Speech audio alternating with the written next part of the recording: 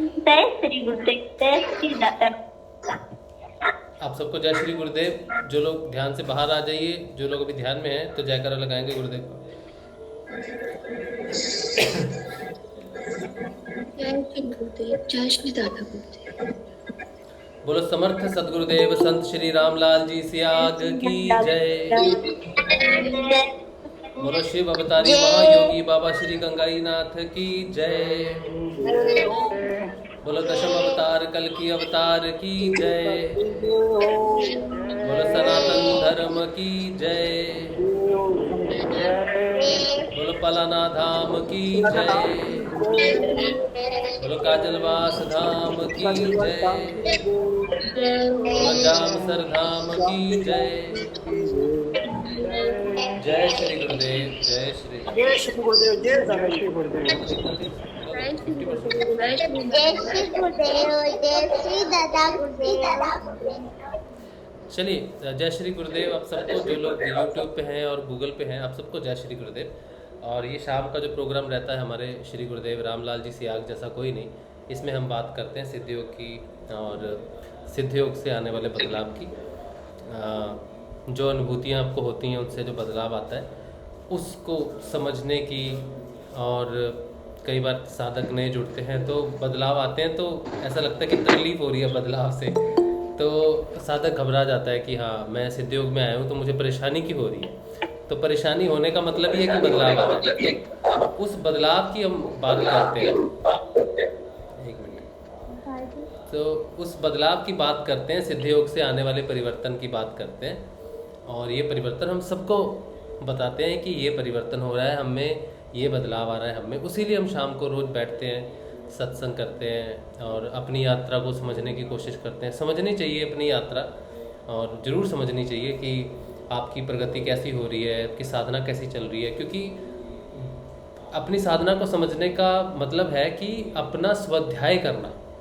और अगर आप अपना स्वाध्याय नहीं करोगे, अगर आप अपनी साधना को समझने की कोशिश नहीं करोगे तो आप कैसे आप आगे बढ़ोगे। तो जिस रास्ते पे हो वो है आत्मा का रास्ता है। तो आत्मा अगर आगे बढ़ रही है तो उसको ज्ञान प्राप्त होगा। आत्मा कोई गूंगी बहरी तो नहीं है कि उसको पता ही ना चले कि वो किधर जा रही है, उसको क्या ज्ञान प्राप्त हो रहा है, क्या है, वो कौन है। तो रियलाइजेशन कैसे होगी। ये जो रियलाइजेशन है ना कि एक मिनट, अब वो टीवी में सुन के मेरी आवाज़ इधर आएगा, इधर से नहीं सुनेगा। इतना तेज चल रहा है, डबल आवाज़ आ रही है। 50% कम कर दो उसको, अदरवाइज शट द डोर।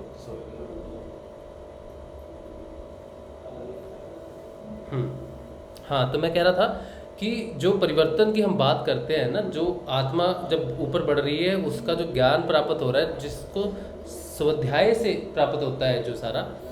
अब ये जो स्वाध्याय है ना, जो हम स्वाध्याय किस चीज़ का करते हैं, स्वाध्याय करते हैं अपनी आराधना का, अपनी साधना का, अपने परिवर्तन का।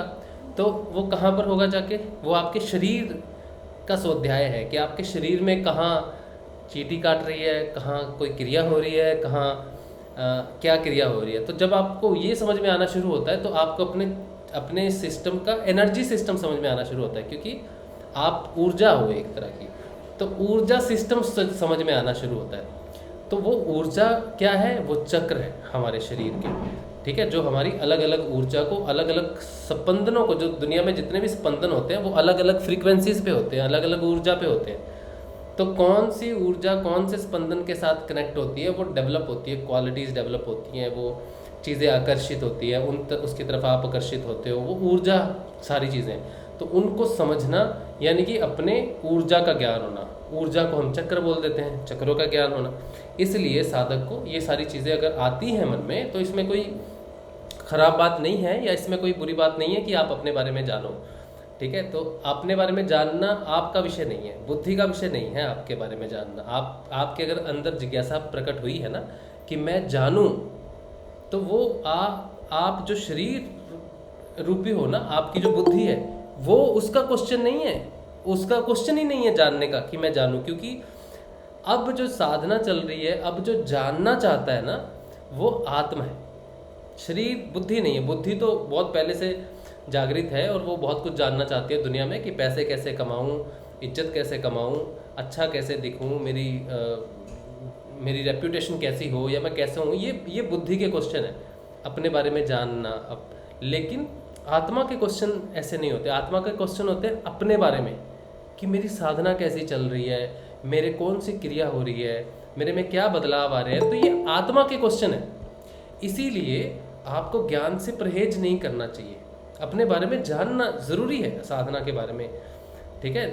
और आप नहीं जान रहे, वो आपकी आत्मा की प्रश्न है, ठीक है। तो उसको आप इग्नोर नहीं कर सकते, ठीक है। बुद्धि के बल से उसको जान नहीं सकते और बुद्धि के बल से उसको इग्नोर भी नहीं कर सकते। तो जिज्ञासा अगर प्रकट होती है तो इसमें कोई बुरी बात नहीं है, इसमें कुछ खराब नहीं है।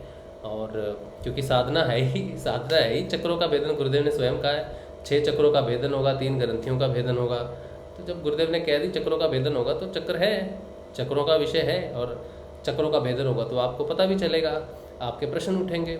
हृदय चक्र का भेदन होगा तो आप डर लगेगा, पल्पिटेशन होगी, स्पंदन होगा, दर्द होगा हृदय में। जब आपको ज्ञान प्राप्त होगा तो हृदय में दर्द होगा।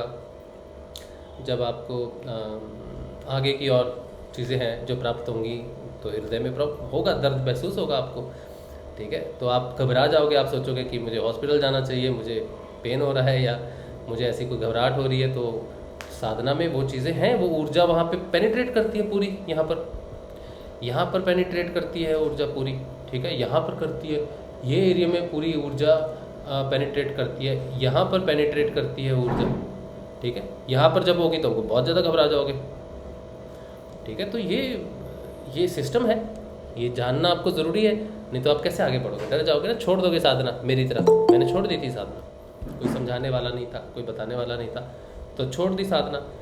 फिर जो बताने वाला है, समझाने वाला है, उसने मेरा कान पकड़ा और मुझे वापस लेके आया। और वो समझाने वाला कौन है? श्री रामलाल जी से आ गए।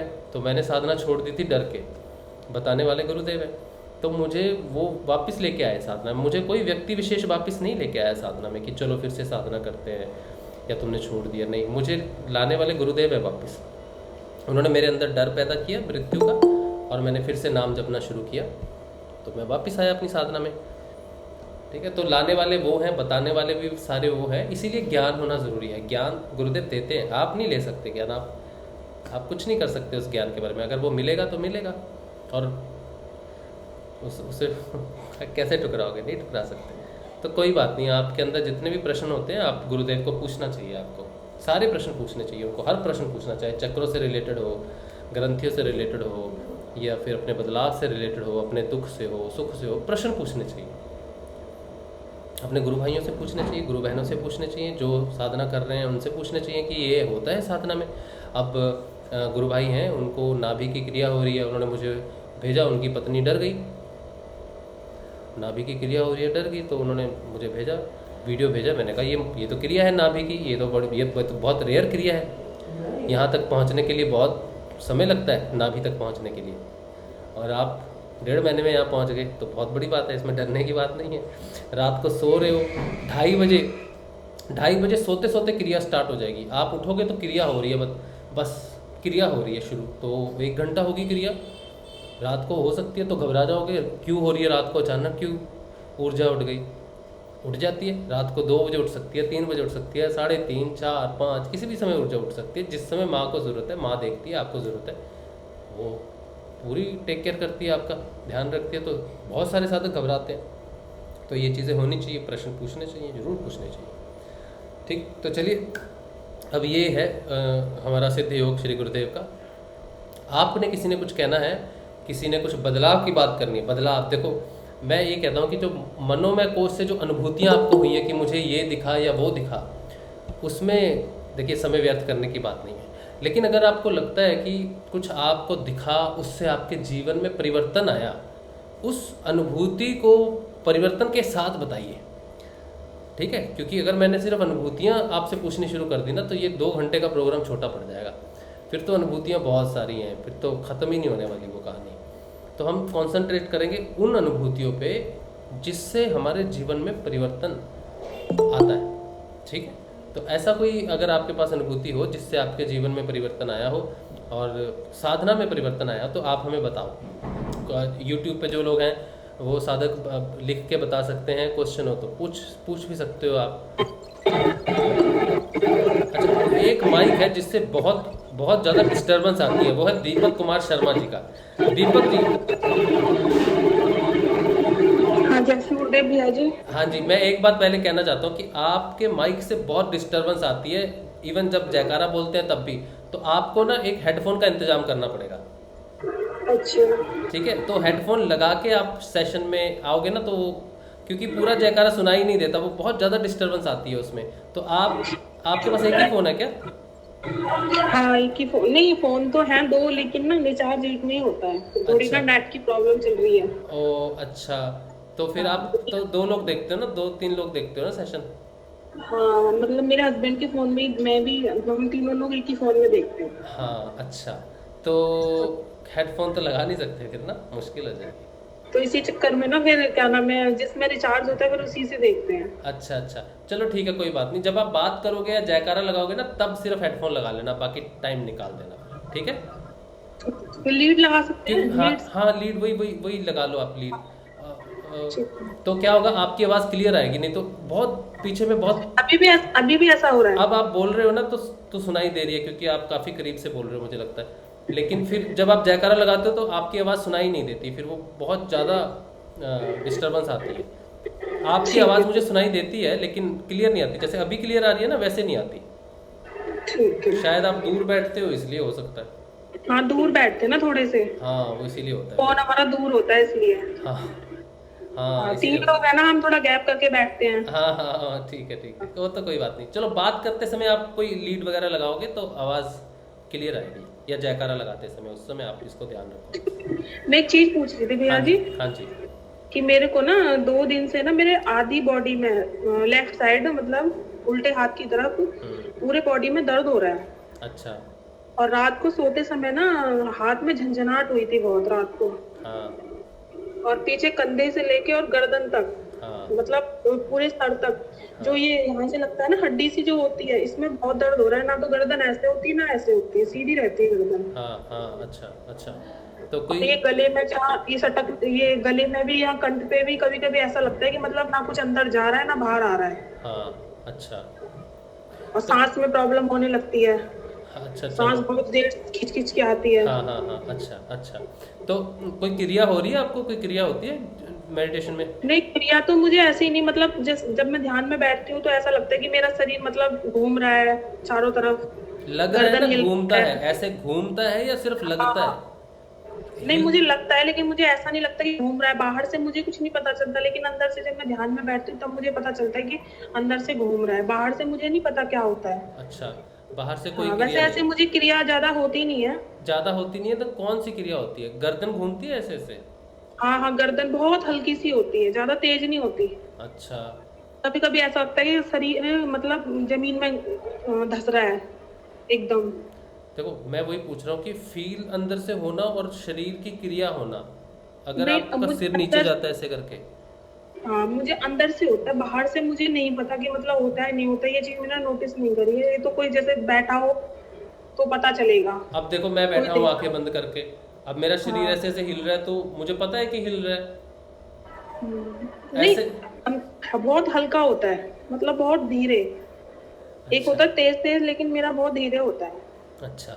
देखो, ये जो आप बोल रहे हो ना, दर्द होना, झंझनाहट होना, ये कुंडलिनी में होता है। ये सारी चीज़ें, सांस खींच खींच के लेना भी कुंडलिनी का कब्जा जब रहता है ना हमारे प्राणों पे, क्योंकि वो हमारे प्राणों को अपने कब्जे में ले लेती है माँ। ठीक है, तो प्राणायाम के समय जब वो प्राणायाम होता है, जब आप कॉन्शियसली देखोगे कि मैं सांस पे ध्यान चला जाएगा, तो ऐसे लगेगा मैं खींच के सांस ले रही हूँ। लेकिन उसी समय आप किसी से बात करने लग जाओगे या बिजी हो जाओगे ना, तो फिर वो चीज़ महसूस नहीं होती। हाँ वो चीज फिर महसूस नहीं होती। तब लेटे हो, जैसे सो रहे हैं दोपहर में या रात को सोते हैं, तब वो चीज महसूस होती है। तब बिल्कुल शांत होता है ना, शांत तब लगता होता है है। कि सांस रुक रुक के आ रही है। हाँ, खींच के थोड़ी सी आ रही है, मतलब दिक्कत कोई नहीं होती सांस खींच के लेने में, ऐसा कुछ तकलीफ नहीं होती। बस फील होता है कि मुझे सांस लेनी पड़ रही है। जैसे हम बात करते तो हमें पता नहीं चलता कि हम कितनी सांसें ले रहे हैं, लेकिन कई बार हमारा ध्यान सांसों पे जाता है, तो हमें ऐसा लग रहा है कि मैं ले रहा हूँ सांस। कई बार ऐसे फील होता है, कुंडलिनी में ये भी फील होता है। ठीक है। और नहीं, थोड़ी सी ना घर में ऐसी प्रॉब्लम चल रही थी, तो मैंने कहा हो सकता है टेंशन की वजह से आधी बॉडी में दर्द हो रहा हो। मैं तो मेरे हस्बैंड थोड़े डर गए, कह रहे कोई टेंशन ले रही है इसकी वजह से दर्द तो नहीं हो रहा। कुंडलिनी में ये पूरे मैंने कहा मैं भैया से पूछूंगी। कुंडलिनी में ये जो पीछे है ना, ये हाँ हाँ, दोनों यही तरफ चीज होती है। ये पूरी दर्द होती है। ठीक है, एक ही साइड भी हो सकती है, सिर्फ एक साइड दर्द हो सकती है। मेरे एक साइड ही हो रहा है, उल्टी तरफ। और वो यहाँ तक भी आ सकता है दर्द। ठीक है। हाँ तो हाँ और पूरे शोल्डर भी पेन होते हैं। हाँ जी। और ये जो हड्डियां हैं ना, ये वाली जो हड्डियां हैं ये भी पेन होती हैं, है ना। और बैक पेन होती है, और ये चीज़ होती है कुंडलिनी में, ऐसा नहीं है कि नहीं होती। ठीक है। लेकिन अब मैं तो डॉक्टर भी नहीं हूँ, मैं तो सिर्फ आपको एक्सपीरियंस बता सकता हूँ कि कुंडलिनी में सांस खींच खींच के लेना, ये प्राणायाम के समय जब हृदय चक्र पे काम चलता है तब ये महसूस होता है। नहीं, तो अभी तो हमारी शुरुआत है, अभी तो मेरा मतलब अजप्पा भी सही से नहीं लगा, तो मतलब यहाँ तक पहुँच सकते हैं। तो पहला चक्र ही हृदय चक्र है। अच्छा, पहला चक्र ही हृदय चक्र है। पहला चक्र मूलधरा नहीं है। क्योंकि ये चीज ना भैया जी, मेरे को अभी 15 दिन पहले भी यही दिक्कत हुई थी। फिर वो 2 दिन बाद अपने आप हो गई, 2-3 दिन बाद हो गई। लेकिन एक चीज है, जैसे मैं आपसे बात करती हूँ ना, तो वो चीज अपने आप खत्म हो जाती है। हाँ, अच्छा। पहले मेरे को भूख नहीं लग रही थी, मैंने आपको बताया था, मेरे को भूख लगनी चालू हो गई। अच्छा, ऐसा होता है। जैसे अभी बीच में मेरे ना ब्लीडिंग हुई थी बहुत। अच्छा, लैट्रिन में बहुत ब्लीडिंग हुई थी, वो मैंने आपको बताया, अगले दिन वो बंद हो गई। अच्छा, ओके। तो ये चीज आपको बताने से मेरी चीज खत्म हो जाती है। चलो, ये अच्छी बात है। अगर ऐसा कुछ परिवर्तन हो रहा है हमारे सत्संग में तो बहुत अच्छी बात है। फिर तो सत्संग का इफेक्ट है, ये मेरा नहीं है, सत्संग का इफेक्ट है, हमारे इस एनवायरनमेंट का इफेक्ट है। और इस समय कोई व्यक्ति विशेष नहीं है जो बात करता है, वो प्रभु हमारे श्री राम वही बात करते हैं। और आप जो बताते हो तो उनको बताते हो, मुझे नहीं बताते, है ना। तो ये अच्छा, एक चीज और लगती है, जैसे कभी जैसे दोपहर में मैं सो रही हूँ या रात को सो रही हूँ, या अचानक कोई आवाज लगाए, तो एकदम ना दिल में एकदम ऐसे लगती है, मतलब डर सा लगता है। डर लगता है ना। और एकदम, हाँ, और एकदम धक धक धक धक बहुत तेज तेज चालू हो जाती है। ये फोन आया तो ऐसा लगता है कि पता नहीं ये फोन क्यों आ गया। एकदम बेचैनी हो जाएगी, घबराहट होने लगती है फोन की बेल से। अच्छा, वैसे देखिए, बेचैनी तो हमें कई रीजनों से होती है फ़ोन आने से। मुझे भी फ़ोन आने से परेशानी होती है आजकल। मैं बहुत लोगों को फ़ोन नहीं कर रहा हूँ बहुत दिनों से। ठीक है, किसी को नहीं, अभी हो रहा है मेरे साथ। मैं फोन की बेल बजती है ना, तो अजीब सा होता है। मैं वही बोल रहा हूँ कि हृदय चक्र जो हमारा है ना, जो आपने कहा ना कि हृदय चक्र हम पहुँच गए इतनी जल्दी, सबसे पहले हम यहाँ से अंदर जाते हैं। ठीक है, ये रास्ता है अंदर जाने का, लेकिन अंदर गए कहाँ? अंदर तो चले गए कहाँ? सीधा हृदय चक्र में जाते हैं। ठीक है, हृदय चक्र में साधक का द्विज बनता है। हृदय चक्र के बिना यात्रा शुरू ही नहीं हो सकती, क्योंकि अंदर की यात्रा आपकी यात्रा नहीं है, आपकी आत्मा की यात्रा है। आपके शरीर की यात्रा नहीं है, आत्मा की यात्रा है। तो अध्यात्म में सबसे पहले यात्रा जिसने करनी है उसको जगाना तो जरूरी है ना, नहीं तो कौन यात्रा करेगा अंदर? मूलाधार में कौन बैठा यात्रा करने के लिए? कोई नहीं है। स्वादिष्ठान में कोई नहीं है, मणिपुर में कोई नहीं है, यहाँ ये क्या चक्र है, विशुद्धि चक्र में कोई नहीं है, आज्ञा चक्र में कोई नहीं है। कोई है जो सो रहा है, तो वो आपकी आत्मा है, वो हृदय में निवास करती है, हृदय क्षेत्र में निवास करती है। कहते हैं हृदय में प्राणों में निवास करती है। वो प्राण से हृदय संचालित होते हैं, तो प्राणों के साथ है। जब हमारी मृत्यु होती है तो आत्मा प्राणों के साथ निकल जाती है ना, तो वो प्राण जो है ना, प्राणों के साथ ही आत्मा हृदय में रहती है। जब साधक शुरू करता है साधना, अच्छा मैं आपका माइक बंद कर दूं? हाँ जी, कर दो। हाँ, ताकि वो क्लियर हो जाए। मैं सबको ही बता देना चाहता हूँ, ये बड़ी इंपॉर्टेंट क्वेश्चन है, जो नए साधक है ना उनके लिए जानना बहुत ज़रूरी है। तो सबसे पहले जिसने यात्रा करनी है वो है आत्मा। आत्मा जागृत होती है हृदय से। जैसे ही हम गुरुदेव को पूर्ण समर्पण करते हैं तो हमारा अंदर का द्वार खुलता है, जो है आज्ञा चक्र। यहाँ पर आज्ञा चक्र से अंदर जाते हैं। आज्ञा चक्र खुलता जरूर है, लेकिन उसकी शक्तियाँ आपको प्राप्त नहीं होती जब तक आत्मा वहाँ पर ना पहुँचे। ठीक है, आत्मा चेतना यहाँ से तो चलेगी अंदर, हृदय चक्र में जैसे ही जाती है तो आत्मा जागृत होती है, बंदा द्विज बनता है, साधक द्विज बनता है। अब होता क्या है कि आत्मा किसके कंट्रोल में रहती है? प्राणों के साथ। तो कुंडलिनी क्या करती है? प्राण को अपने कब्जे में लेती है।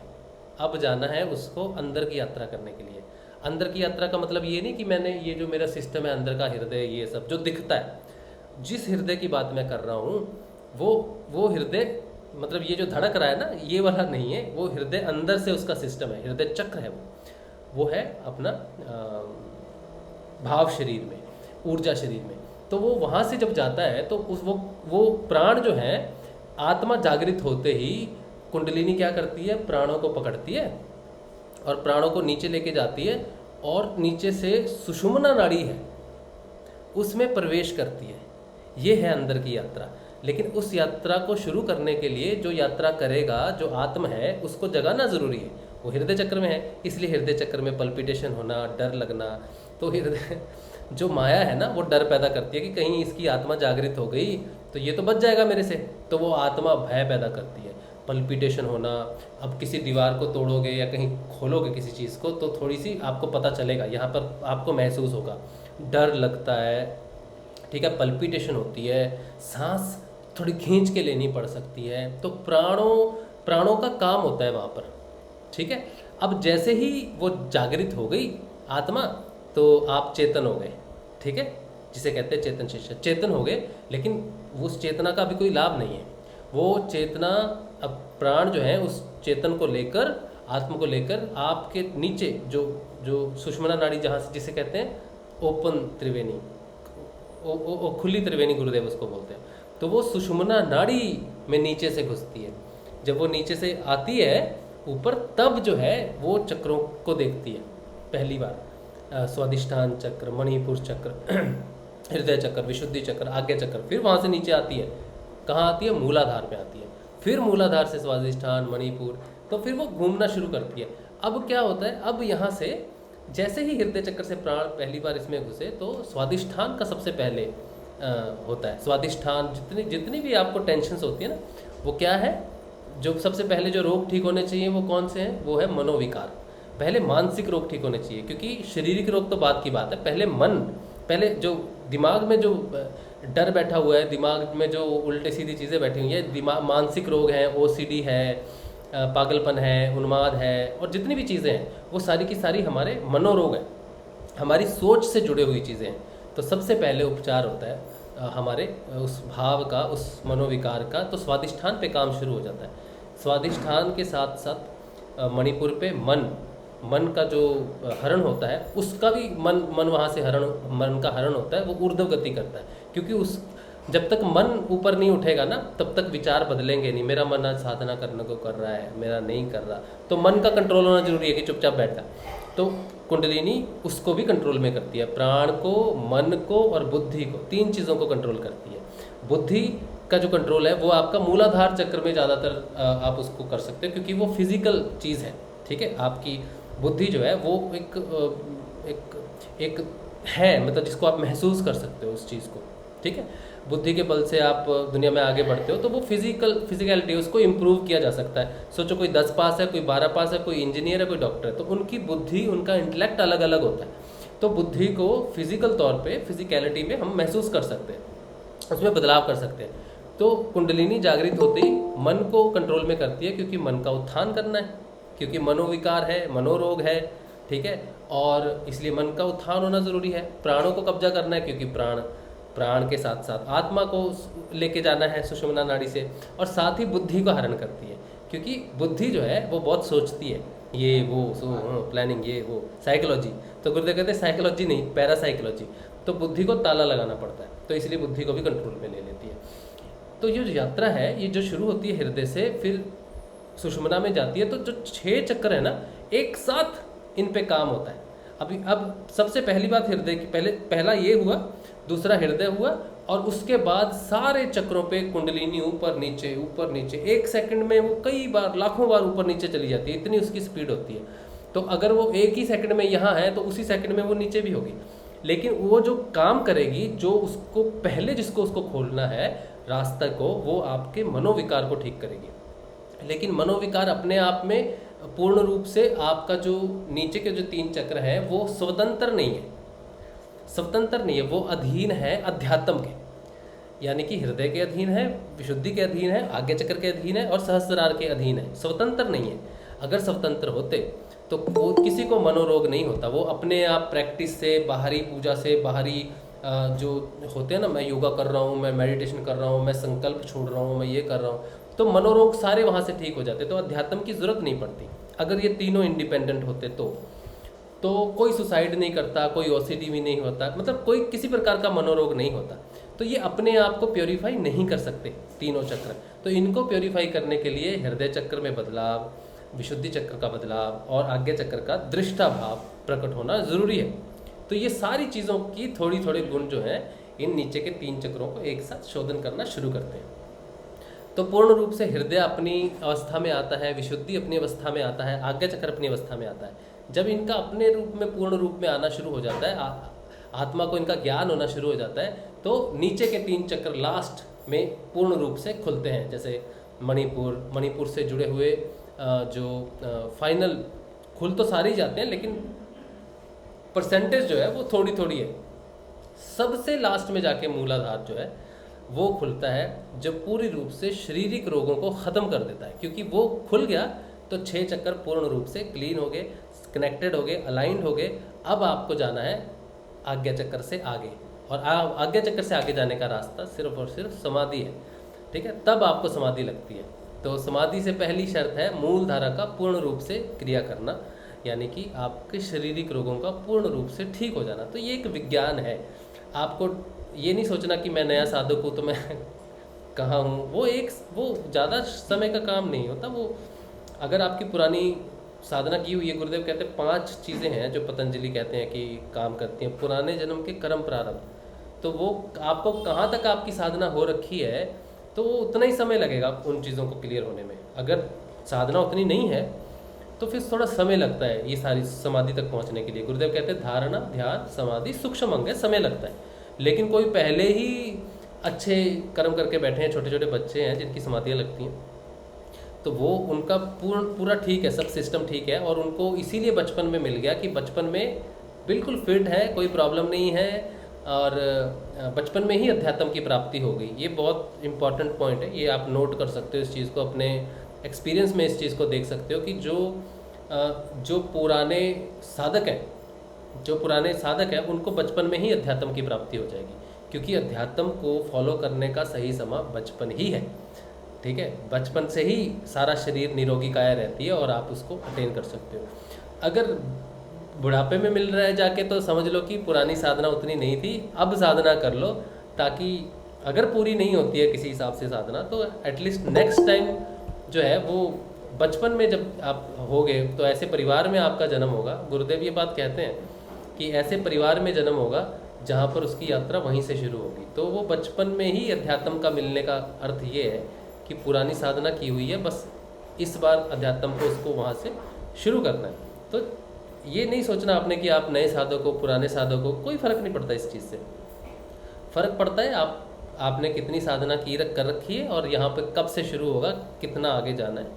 तो यहाँ के साल कोई मैटर नहीं करते, 5 साल, 10 साल, 15 साल, 50 साल, ये मैटर नहीं करते हैं। मैटर करते हैं आपके, ये साधना एक जन्म में कंप्लीट होने वाली नहीं है। आपको अब गुरुदेव मिले हैं, इस जन्म में आपको गुरुदेव मिले हैं, तो अब फाइनल स्टेप है, ये फाइनल स्टेप है इस जन्म का। ठीक है, तो जिसको गुरुदेव के यहाँ पे दर्शन हो जाएंगे वो निकल जाएगा यहाँ से। ठीक है, तो ये चीज़ है, ये विशेष चीज़ है। अच्छा, YouTube पे कुछ एक प्रश्न है, मैं देख लेता हूँ। अच्छा भैया जी, एक चीज़ और पूछनी थी। हाँ जी, हेलो। हाँ जी पूछिए भैया जी, एक चीज़ और पूछनी थी। पूछिए। आवाज़ आ रही है भैया? हाँ जी आ रही है, आवाज़ आ रही है। हाँ, मैं ये कह रही थी कि जैसे अभी ना बीच में जैसे मंत्र जाप चल रहा था, मेरा ठीक चल रहा था मंत्र जाप। हाँ।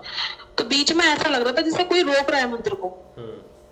मंत्र पूरा मतलब बोलने में बहुत टाइम लग रहा था, और मतलब ऐसा लग रहा था 3-4 दिन से मंत्र जाप दिन में हो ही नहीं पा रहा है सही से। ऐसा लग रहा है कोई रोक रहा है मंत्र जाप को। हाँ।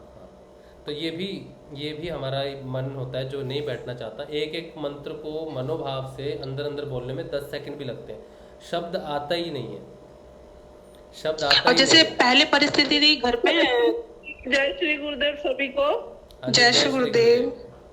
जय श्री भाई, ये हमारे मन के ही काम है, ऐसे ही होता है, ये ऐसे ही चलती है चीजें।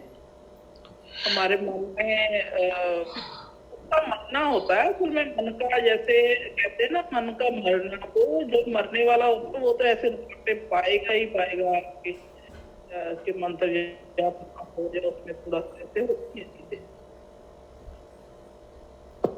तो वो कोई बात नहीं, वो सबके साथ ही होता है, वो हमने भी फील किया है कि वो नहीं, थोड़ा सा ना जैसे पहले परिस्थिति थी घर के अंदर, वही चीज फिर दोबारा मुझे लगने लगी है अभी बीच में सब कुछ, तो ये चीज वापस आती है।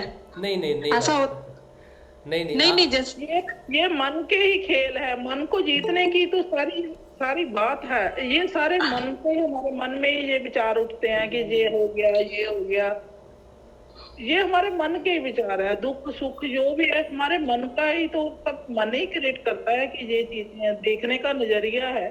जो आपके लिए दुख हो सकता है या परेशानी, वो किसी और के लिए वो नहीं हो सकती चीजें, ठीक है। ये हमारा मन ही करता है, मन को जीतना ही तो बात है सारी।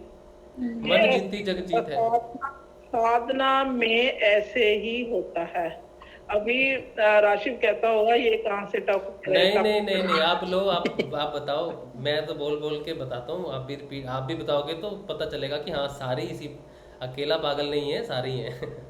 हाँ नहीं, मैं अभी भी ध्यान में ही थी, तो मुझे अंदर से हुआ, नहीं तो मैंने नहीं आना था कि अभी मीटिंग में ज्वाइन कर लूं। तो बस अभी मैं ध्यान में बैठी हुई थी अपने मेरे पेड़ पौधों के पास, जो मेरे पेड़ पौधे हैं। तो बस एकदम से अंदर से हुआ मीटिंग ज्वाइन कर ले। हाँ तो कर लिया करो, किसने मना किया, आप आया करो। अगर मैं कुछ बोलता हूँ और साथ में आप भी कुछ बोलते हो तो वो कंफर्म हो जाती है साधकों के लिए चीज़ कि हाँ ये चीज़ है, ये चीज़ है, दो लोग बोल रहे हैं ना, तो एटलीस्ट एक्सपीरियंस में है वो चीज़, तो अच्छी बात है ना, ये कोई बुरी बात थोड़ी है। हाँ चलो भाई, ये और जो बात कही है ना मन जीती जग जीत है, इस बात को गुरु नानक देव जी ने भी कहा है कि जिसने मन को जीत लिया उसने जग को जीत लिया। ये जितने भी भ्रम पैदा करता है ना वो माया पैदा करती है, मन कंट्रोल में रहता है ना माया के, तो ये सारे मन के खेल हैं और कुछ नहीं। आप मत चिंता करो, गुरुदेव का आपको मिल गया है ना बस मंत्र, आप बस आगे बढ़ो, ठीक है। और जय श्री गुरुदेव। हाँ कौन बोल रहा है? हाँ मैं दीपक बोल रहा हूँ। हाँ जी दीपक जी बोलिए। मैं ये कह रहा था कि मेरे साथ ना अपना 2 महीने तो मेरा सही चला है। हाँ। उसके बाद फिर वही बात होने लगी, मतलब गुस्सा आना। एक्चुअली क्या, जब भी कुछ गलत होने वाला होता है ना, लड़ाई होने वाली होती है हम दोनों के अंदर, हमारे भी, तो मेरी उल्टी आंख बहुत ज्यादा फड़कती है। और सीधी आंख अच्छा तो यार हुआ ही नहीं अभी तक। अभी हुआ है, गुरु जी मिले, बाकी तो अच्छा से पहले हुआ नहीं, 3-3.5 साल में यही हुआ है जो भी अच्छा हुआ है। तो मैं यही पता कर रहा था कि ये चीज दोबारा से देती है क्या झटके। और एक्चुअली मेरी ना जीभ बहुत आ रही है दांतों के बीच में, पता नहीं कैसे दांतों के बीच में जीभ बहुत आ रही है। पूरे दिन कभी भी आ जाती है, एकदम कटने को तैयार हो जाती है। और वही जो पहले था मरने की स्थिति के मर जा वही ये दोबारा से चलने लगी चीज है मेरे कि तो छोड़ दे दुनिया बेकार है। पता नहीं क्या हो रहा है दोबारा से। देखो ये आप घबराओ मत, कोई चीज वापस नहीं आई है। शुरुआती तौर पे जब हमें परिवर्तन आता है तो गुरु की शक्ति से आता है। गुरुदेव ने किसी को कहा था कि बहुत खाली पकी पकाई अब खुद पका के खाओ, तो साधना ऐसी होती है। शुरुआती साधना में हमारे कर्म प्रारब्ध की वजह से हमें पता चलता है कि हमारी साधना कैसे आगे जा सकती है, ये गुरु की क्षमता क्या है। बिना गुरु की क्षमता को जाने आप उसके पथ पे कैसे चलोगे। तो आपने गुरु की क्षमता देख ली है ना। हाँ जी वो तो देख ली, वो तो बस इसीलिए अब आपको नाम जाप करके उस चीज से निकलना है। जिसने आपका हाथ पकड़ा है वो सक्षम है, वो केपेबल है आपको इस स्थिति से निकालने। मैं ये कह रहा था कि मतलब ये जो मेरी जीभ जो आती है दांतों में, ये होता है क्या? तो बिल्कुल, मैं सेशन में जब बात करता हूँ ना आपसे, तो बहुत सारी ऐसी बातें होती हैं जो जीभ कटती है मेरी, बहुत बार कटती है, सेशन के दौरान कटती है। माँ की ही एक क्रिया हो सकती है, ऐसा कईयों के साथ होता है, कईयों के साथ ऐसा होता है। तो ये आप समझ लो आपकी साधना सही रास्ते पर आप जा रहे हो। बस ये सारा क्रोध उत्पन्न होना ये भी हमारे अंदर ही है, वो होगा ही होगा। हाँ उसका साक्षात्कार होगा ही। इसलिए कंफर्म कर रहा था ना, बहुत ज्यादा छाले हो जाते हैं एक्चुअली मेरे जीभ कटने के बाद। देखो और छाले कम से कम हफ्ते भर नहीं जाते, बड़ा परेशान हो जाता हूँ मैं थोड़ा सा एक सिंपल सी आपको बताती हूँ। जैसे हमने दिवाली के आसपास सफाई करती ना हमारे कमरे में, तो हम से सफाई करते तो पहले भी थे, लेकिन फिर हम बारीकी से करते। वो कचरा तो हमारे कमरे में ही था ना, तो कुछ हमारे भीतर ही है। वो सफाई करते आपको बढ़ गएंगी चीजें, भाई ठीक है जो आ रहा है उसे आने दो और जाने दो, बस आए और जाए। यही साधना का यही तरीका है। विचार आ रहे हैं, बड़ी अच्छी बात है, बहुत अच्छी बात है, विचार आ रहे हैं, आए और बस जाने दो। मंत्र जाप करने में भी बड़ी प्रॉब्लम होती है, बहुत ज्यादा परेशान रहते हैं। वैसे तो हमें गुरु जी पे भरोसा है, लेकिन एक्सपीरियंस हो जाता है ना किसी और साधक को हुआ, इसलिए। मेरी बात सुने जी, आपकी समस्या नहीं, सभी नए साधकों की यही समस्या है। जिस दिन आपको रस आने लगा, आपने फिर कौन करता, फिर कौन छोड़ता है, फिर तो उसी में आनंद है जिसमें हमें रस आने लगता है। ये शुरू की अवस्था सभी के साथ ऐसे ही होता है, सभी लोगों के साथ ऐसा ही होता है। उन्हें बड़ी परेशानी होती है कि क्या है ये जपू, फिर जब आपको जपा लग जाता है जैसा चलता, फिर तो कोई याद करने की भी जरूरत नहीं, फिर आपके अंदर को एक सुई सी हर टाइम बस बजती रहती है कि आपको पता हमें तो गुरु जी पे भरोसा है, तो वही करेंगे जो भी करेंगे, मारेंगे उतारेंगे जो करेंगे वही करेंगे, बस फिर तो है नहीं किससे। फिर यही बात छोड़ दो, तू ही तू, बस फिर छोड़ दो, फिर बात ही खत्म है। फिर तो बस मैं ही नहीं तो फिर तू ही तू है, जो तू करे अच्छा ही करेगा। हाँ वही करेंगे जो भी करेंगे, अच्छा करेंगे, बुरा करेंगे, बुरा तो नहीं होगा, अच्छा ही होगा जो भी होगा। बस पर वही ना, एक्सपीरियंस से थोड़ा पता करना पड़ता है, उससे थोड़ा वो हो जाता है ना, आत्मबल बढ़ जाता है। आप चिंता मत करो, आप चिंता मत करो। जो भी स्थिति आपकी है, ये बिल्कुल ऐसी स्थितियां प्रकट होती हैं। माया अपना जाल फेंकती है, लास्ट जो उसका लास्ट जाल है ना, माया का लास्ट तीर है, वो है मृत्यु भय। ठीक है, वो कैसे भी आपको प्रकट हो सकता है, सिचुएशनल हो सकता है, किसी भी तरह से पैदा हो सकता है। तो वो रोकती है आत्मा को जागृत होने के लिए, माया की, माया के बंधन से ना छूट जाए। ठीक है, और जो गुस्सा आना, ये सारी चीजें हैं, जो हमारे क्लेश होते हैं ना, वो आपके साक्षात आएंगे, आप उन्हें साक्षात करोगे। आप पहले आप गुस्सा करके निकल जाते थे, 10-10 दिन गुस्से में रहते थे। अब साधना में आप गुस्सा करोगे ना, तो आपको रियलाइज होगा कि मैंने गुस्सा किया। नहीं वो तो हुआ है, मेरे को भी कल परसों हुआ, ये बात सच कह रहे हो आप। तो ऑब्वियसली ये बदलाव है। फिर क्या होगा, धीरे धीरे कि वो समय कम होता रहेगा। गुस्सा होने के 10 मिनट बाद अगर रियलाइज हो रहा है ना, फिर 5 मिनट बाद, 2 मिनट बाद, 3 मिनट बाद, फिर क्या होगा, गुस्सा अंदर आएगा, तो आपको रियलाइज होगा कि मुझे गुस्सा आ रहा है। पहले तो आदमी गुस्सा बोल देगा, लेकिन आपको फिर महसूस होगा गुस्सा आ रहा है, तो फिर धीरे धीरे धीरे धीरे धीरे वो बंद ही हो जाएगा। तो ये धीरे धीरे धीरे धीरे की प्रोग्रेस है। एक दिन में गुस्सा आना बंद हो जाएगा, अहंकार खत्म हो जाएगा, काम क्रोध बंद हो जाएगा, ये ऐसा नहीं है। वो तो धीरे धीरे तो साक्षात्कार है पूरा आपका आत्मा का। जैसे जैसे आत्मा ऊपर बढ़ेगी ना, वैसे वैसे आप उन चीजों पे विजय पाते जाओगे। यही है यात्रा, यही है आपका ज्ञान, आपकी वृत्तियों का, आपके गुणों के प्रति, आपके स्वभाव के प्रति। तभी तो चेंजेस आते हैं ना, जब हम जान जाते हैं कि ये गलत है, ये सही है। यही तो यात्रा है। तो बिल्कुल चिंता मत करो आप, बिल्कुल चलो, ये नॉर्मल है ये सारी चीजें। जय श्री गुरुदेव, जय श्री दादा गुरुदेव, जय श्री गुरुदेव, जय श्री दादा गुरुदेव, जय श्री गुरुदेव, जय श्री गुरुदेव, जय श्री गुरुदेव। हाँ जी, अब संगम आप माया जी से बात करते हैं, फिर संगम आपसे बात करेंगे, ठीक है? हाँ, राशिव भाई, मैं 6 महीने से योग लगा रही हूँ, लेकिन ना तो क्रियाएं हो रही है और ना ही कुछ दादा गुरुदेव कोई भी दिख नहीं रहा। मैं क्या करूँ? आप नाम जप रहे हो? हाँ, वो तो मुझे जब याद आता है मैं जपती ही रहती हूँ। अच्छा, तो आप 6 महीने पहले जुड़े थे? हाँ, पहले 2009 में मुझे गुरुदेव का, सूरत से बोल रही हूँ, 2009 में मुझे मिला था गुरुदेव का एक ज्ञान। फिर मंत्र नहीं मिला था तब। फिर अभी 2020 में मैं वापस जुड़ गई हूँ। 2009 में आपने क्रिया है, यौगिक क्रिया है, कुछ भी नहीं हो रही है। 2009 में क्या करूँ? 2009 में आपने दीक्षा ली गुरुदेव से? नहीं, दीक्षा नहीं दी थी।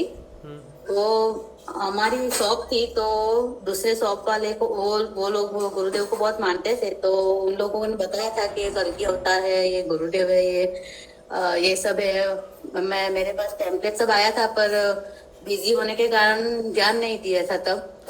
और अभी दुकान भी नहीं रही है, और 2020 में ये YouTube से वापस मैं जुड़ गई हूँ। तो अभी तो 6 महीना के ऊपर नहीं, 6 नहीं, शायद 10 महीना हो गए। और इस बीच में मेरी मम्मी की आंख भी चली गई। वो भी नाम जप करती है, ध्यान करती है दोनों टाइम, सुबह शाम। आपके लिंक में ही ध्यान करते हैं हम लोग। लेकिन मम्मी की दृष्टि तो धीरे धीरे आती है, पर योगिक क्रिया है या फिर कुछ कोई अनुभूति भी नहीं हो रही है। नाम जप चालू है, मम्मी का भी नाम जप चालू है, मेरा भी नाम जप चालू है। अभी मुझे तो मोक्ष ही चाहिए। वो बोलते हैं ना कि आप जो सोचोगे वो आपको मिलेगा। तो मैं तो यही सोच रही हूँ। मैं जब भी रात को सोने जाती हूँ तो मैं बोलती हूँ कि मुझे ज्ञान, वैराग्य और मोक्ष चाहिए। सुबह भी उठती हूँ तो मुझे मेरे मन में पहले यही सवाल आता है कि भाई सभी को ये छोटी चीज नहीं मांग रहे आप, सभी कुछ तो मांग रही हैं। हाँ, तो ज्ञान, वैराग्य और मोक्ष, बस मुझे 3। मैं गुरुदेव को भी, मैं जब भी ध्यान में बैठती हूँ तो गुरुदेव का चरण स्पर्श करती हूँ ध्यान में, और गुरुदेव के चरण के ऊपर मस्तक रख देती हूँ। फिर मैं बोलती हूँ कि मुझे ज्ञान, वैराग्य और मोक्ष चाहिए, क्योंकि मुझे आना ही नहीं है, पृथ्वी पे आना ही नहीं है मुझे। किसी को भी नहीं आना, जैसा बेबी बोल रही है। इसको एक बार कोई जान जाए तो क्यों आएगा। अच्छा, मैं आपसे कुछ एक सवाल पूछ रहा हूँ। हाँ, आप पहले कौन सा मंत्र जपते थे?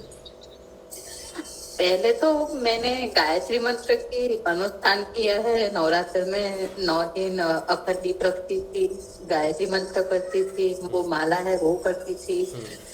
वो भी बहुत बिजी शेड्यूल था मेरा, क्योंकि मेरा जीवन ही इतना कठिन गुजरा है ना, इतना कठिन समय निकला, मुश्किल था, फिर भी मैंने कुछ छोड़ा नहीं था। तो गायत्री मंत्र वो सब मैं करती थी, वो फिर सब छूट गया अपने आप। अच्छा, गुरुदेव के मिलने के बाद ना, गुरुदेव के मिलने से पहले? गुरुदेव के मिलने से पहले तो नहीं, मैं 2012-13 में मेरी लड़की हुई ना, तो उसके बाद तो सब छूट गया, क्योंकि उसके पीछे मेरा सब समय बिजी हो गया। मैं पूरी बिजी हो गई, दुकान जाना बंद हो गया। दुकान भी हमारी, मेरे जाने की वजह से दुकान भी पूरी बंद हो गई। क्योंकि वो काम कोई हाथ बताने वाला नहीं था, मेरे घर वाले वो अकेले कर नहीं सकते थे। फिर 2018 में हमने वो सब जगह बेच दी। फिर जो घर में रहते थे तो वहां पे भी वो पुराना मकान, बिल्डिंग हो गया था, तो सरकार ने सील लगा दिया। अच्छा। फिर हम लोग भाड़े के घर में आ गए। अच्छा। अभी 2021 में मेरी जब बर्थडे थी तब मैंने बताया था ना कि मेरे लड़के ने एक टैट बुक करवाया है। मैंने बोला, वो घबरा कर, वो बोलता था कि मेरी पोस्ट ये है, पर बोलता है कि मेरी अभी इनकम शुरू नहीं हुई। मेरी लड़की ने बोला, उसकी हिम्मत दी कि भैया अभी 25,000 तेरी पगार है, फिर कल बढ़ेगी, फिर ज्यादा बढ़ेगी। मैंने बोला, गुरुदेव को याद करके तू आगे बढ़ जा, कोई दिक्कत नहीं आएगी। फिर उसने फ्लैट भी बुक करवा दिया है। अभी तो हम भाड़े के मकान में ही रह रहे हैं। अच्छा, इससे पहले भी कोई गुरु दीक्षा ली थी आपने? गुरु मतलब पहले भी कोई गुरु? हाँ, उसके मुझे मेरे जीवन में जो जो मिले हैं वो सब उच्च कोटि के गुरु मिले, सब। कोई गोली गुरु नहीं मिले हैं। पहले मैंने 1992 में अहमदाबाद में नरेंद्र शास्त्री जी करके, उसको गायत्री माता का साक्षात्कार होता था, यानी कि साल में एक बार। अभी क्या है कि हमारे पृथ्वी पर एक साल तो एक साल इधर हमारी पृथ्वी पर होते हैं, और स्वर्ग में या अपने ऊपर के जो लोग हैं, हमारा यहाँ एक साल होता है, तो वहाँ का एक दिन होता है। तो गायत्री माता वो जो मेरे गुरु थे, उनको उनकी बर्थडे पर मिलने आते थे। 25 मिनट 30 मिनट उनसे बात करके जाते थे। अच्छा। तो उनसे यानी कि उनके पास दीक्षा ली थी, तो उन्होंने वो जो मंत्र 24 अक्षर का था ना, गायत्री मंत्र, तो गायत्री माता ने बोला था कि 24 अक्षर का मंत्र बहुत लंबा होता है, तो किसी को नहीं है, जल्दी माला होती है। तो वो गुरु ने ओम मां ओम का मंत्र दिया था। वो मंत्र भी बहुत साल किया, क्योंकि जब भी मुझे तो वो आदत ही पड़ गई थी, जब भी मैं ऐसे में काम करो तो कुछ ना कुछ मेरे मन में ये मंत्र चलता ही रहता था, ओम माँ ओम का। फिर वो गुरु भी 2006 या 2007 से आना बंद हो गए, क्योंकि 2006 में तो यहाँ सूरत में बहुत बड़ी रेल आई थी। उसके बाद तो आना ही बंद हो गया, अहमदाबाद रहते हैं ना, और उनकी भी एज हो गई, यानी अभी तो वो 96 ईयर्स के हो गए, अभी वो आते नहीं है। अच्छा। फिर 2009 में गुरुजी का मेरे पास भी आया, मैंने ध्यान नहीं दिया क्योंकि मैं बहुत बिजी रहती थी, घर दुकान, और दुकान यानी कि घर हमारा 8 किलोमीटर दूर था, और दुकान रोज हमें कितना 2-3 घंटा तो हमें ट्रैवलिंग में होता था, यानी कि आने जाने में ही होता था। इसकी वजह से मैं ध्यान नहीं दे पाई। फिर इस बीच में मेरा गायत्री मंत्र, माला, ये सब चालू थे। फिर 2013 से मेरी लड़की हुई, उसके बाद बंद हो गया, सब बंद हो गया। मैं अखंड दीवा भी करती थी, नवरात्रि भी करती थी, वो सब बंद हो गया। फिर लोग गुरु मिले हमारे सूरत में, उसका प्रोग्राम होता था सब, तो उनमें जुड़ गई 2013-14 में। फिर 5 साल उनको फॉलो किया, फिर वो भी चले गए। फिर वापस 2020 में और 2018 में बापूजी का वीडियो लाइव आता है अभी, तो वहाँ पे मैंने देखा, वहाँ जुड़ गई। अच्छा। फिर 2020 में मैं मोबाइल में सब देख रही थी, तो ऐसे ही यूट्यूब पे ये गुरुजी का फोटो ये सब दिखा। फिर मुझे ध्यान आया, हाँ इनको तो मैं जानती हूँ। फिर मैंने सब वीडियो देखना शुरू किया, फॉलो किया। फिर बस मैं वही से ही जुड़ गई, ध्यान में सब करने लग गई। धर्मेंद्र जी का वो जो लाइव सेशन आता है, आपका लाइव सेशन आता था, आपको तो आपने जब से शुरू किया तब से मैं आपसे जुड़ गई। हाँ, मैं जानता हूँ, मैं आपका नाम बड़ी अच्छी तरह से जानता हूँ। हाँ, आपने जब शुरू हुआ, आप वो जो आपको परेशान कर रहे थे, हाँ। आपको गंदा बोल रहे थे, आप गुस्सा होते थे, आप कुछ बोलते नहीं थे, हाँ। वो सब मुझे याद है। हाँ। और मैं आपको तो पहले सेशन से मैं आपके साथ जुड़ गई हूँ। अच्छा, हाँ मैं समझ गया, ठीक है। मैं कुछ और पूछना चाहता हूँ, अब आपकी दिनचर्या क्या है? हाँ, अब आपकी मेरी दिनचर्या ये, हाँ मेरी दिनचर्या ये है कि जैसे हमारा घर वो जो टूट गया, वो जो सील हो गया, तो हम लोग मेरे भाई के घर के पास बड़ा बंगला है, तो मैं और मेरी लड़की हम जॉइंट फैमिली में रहने लगे। तो इस बीच में मेरी मम्मी की आंख चली गई, तो अभी उसको भी ध्यान रखना था, तो मैं बहुत बिजी हो गई। मेरी लड़की मेरे साथ रहती है, उन लोगों का भी देखना। हाँ, आपकी दिनचर्या मतलब पूरा दिन कैसे गुजरता है? हाँ, बस मैं वही बोल रही हूँ कि वो सबका देखना पड़ता है, उसकी वजह मैं बहुत बिजी हो गई।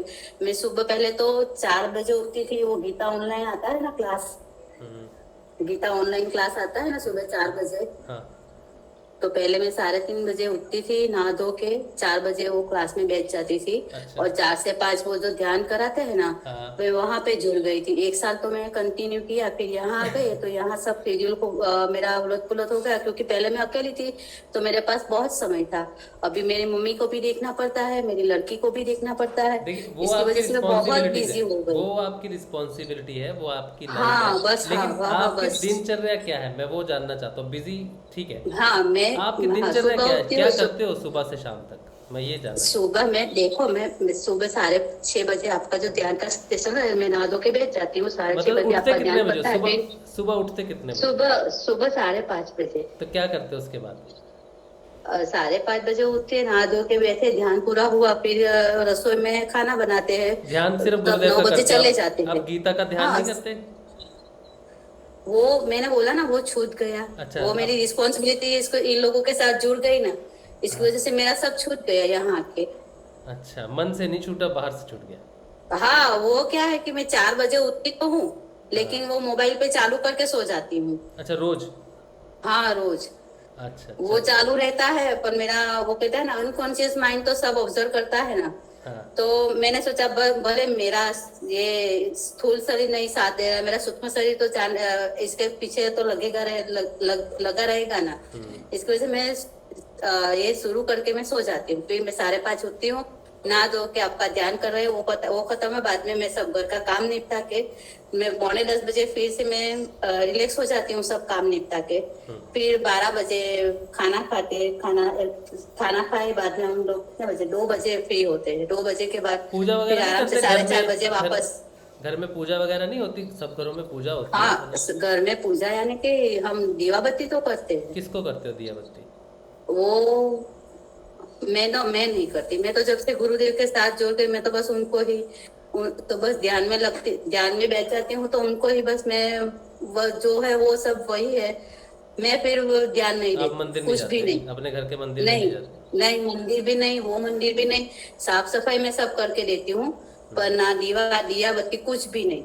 ये गुरु के पास ही ये गुरु के चरण में आ गए उन्होंने। बाद में मैंने तो सब कुछ छोड़ दिया है, सब कुछ। अच्छा, फिर उसके बाद क्योंकि सब उसी में इसमें ही है सब। हाँ, उसके बाद बस तो 4:30 बजे वापस मैं खाना बनाने जुड़ जाती हूँ। 6:30 बजे आपका ध्यान लगता है, ध्यान में बैठ जाते हैं और 7 बजे तक ध्यान करते हैं। अच्छा, मैं कुछ प्रश्न पूछूंगा, मैं जो इस प्रश्नों का सीधा जवाब दूँ, ठीक है? तो थोड़ा सा हाँ। ये क्या हो रहा है ना, हम जानना चाहते, मैं सिर्फ आपकी मदद करना चाहता हूँ, मैं भाई हाँ, की तरह हाँ, से, हाँ। और कुछ नहीं, ठीक है? हो सकता है हम ये जान सकें कि क्यों ऐसा हो रहा है, क्या साधना में कुछ इम्प्रूवमेंट कर सकते हैं, नहीं कर सकते, इसीलिए मैं पूछ रहा हूँ। वरना मैं कोई अदर वे नहीं है, मैं और किसी अन्य वजह से नहीं जानना चाहता, सिर्फ साधना में देखना चाहता हूँ। तो सुबह आप उठते हो, पहले वो गीता का लगा के सबकॉन्शियसली सो जाते हो, फिर 5-5:30 बजे उठ के गुरुदेव का ध्यान करते हो हमारे साथ, और फिर नाश्ता वगैरह करते हैं, और फिर उसके बाद घर का काम वगैरह रहता है 11-11:30 बजे तक। हाँ, फिर उसके बाद 4 बजे क्या करते हो? 11-11:30 से 11:30 बजे के बाद क्या 4:30 करते हो? बजे 4:30 हम 1-1.5 घंटा तो आराम करते हैं, क्योंकि पहले मुझे नींद नहीं आती दोपहर को, लेकिन इधर बहुत काम रहता है तो मुझे नींद सोना ही पड़ता है। अगर मैं नहीं सोऊं तो मेरा दूसरा दिन खराब हो जाता है, इसलिए मुझे दोपहर को तो आराम करना ही पड़ता है। 4:30 बजे वापस उठ के चाय पानी करके खाना बना के वापस आपके 6:30 का जो सेशन होता है ना, बस बैठ जाते हैं मैं और मेरी मम्मी। हाँ। आपकी अभी कितनी एज है? 51। कितनी? 51। 51। और आपकी मम्मी जी भी ध्यान करते हैं? हाँ, मम्मी जी भी ध्यान करते हैं। अच्छा, और फिर ये सेशन खत्म होता है, थोड़ा लंबा ही हो जाता है सेशन, लोगों के हाँ, वो तो डिनर चलता खराब ही होते रहता है हैं। आपका सेशन। हाँ, लोगों के डिनर खराब करना मेरा काम है। नहीं, आप ठीक सेशन से कितनी जानकारी मिलती है, कितना प्रश्न हमारे मन, मेरे लड़की के मन में जो प्रश्न खड़ा हुआ था, वो बोली कि अभी ये सवाल पूछती है, तो आपने सामने से जवाब दिया। मेरी लड़की को सवाल पूछने की जरूरत नहीं पड़ी। मैंने बोला, देख इससे बड़ा चमत्कार अब क्या है? हाँ।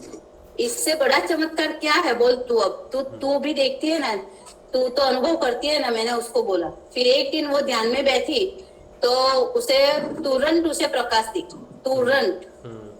तो मेरी लड़की पहले वो जब कुंवारी थी तब ध्यान में बैठती थी, और उसको इंट्यूशन इतनी स्ट्रांग होती थी, तो वो जो सोचे वही होता था। उसे जो भी उसके ऊपर जो भी दिक्कत आने वाली है, वो तब सब दिख जाती थी कि ये ऐसे कोई अंधेरे कमरे में बैठी है, उसका हाथ पैर किसी ने बांध लिया है और वहां पे कोई है नहीं, और ये सब उसके साथ होता है बाद में। अच्छा, तो फिर सेशन खत्म हुआ 9 बजे। 9 बजे के बाद क्या करते हो? डिनर? बस 9 बजे के बाद यहाँ से हम लोग सिर्फ 2 सब काम निपटा के फिर 10 बजे वो बापूजी का वो जो लाइव सेशन आता है 10 से 11। कौन से बाबूजी? दशरथ भाई पटेल, अहमदाबाद का। वो जिनकी फोटो लगी हुई है आपके डीपी पे, जिसका? हाँ, वही। हाँ, मैं इनके बारे में ही जानने की कोशिश कर रहा हूँ। हाँ, वही।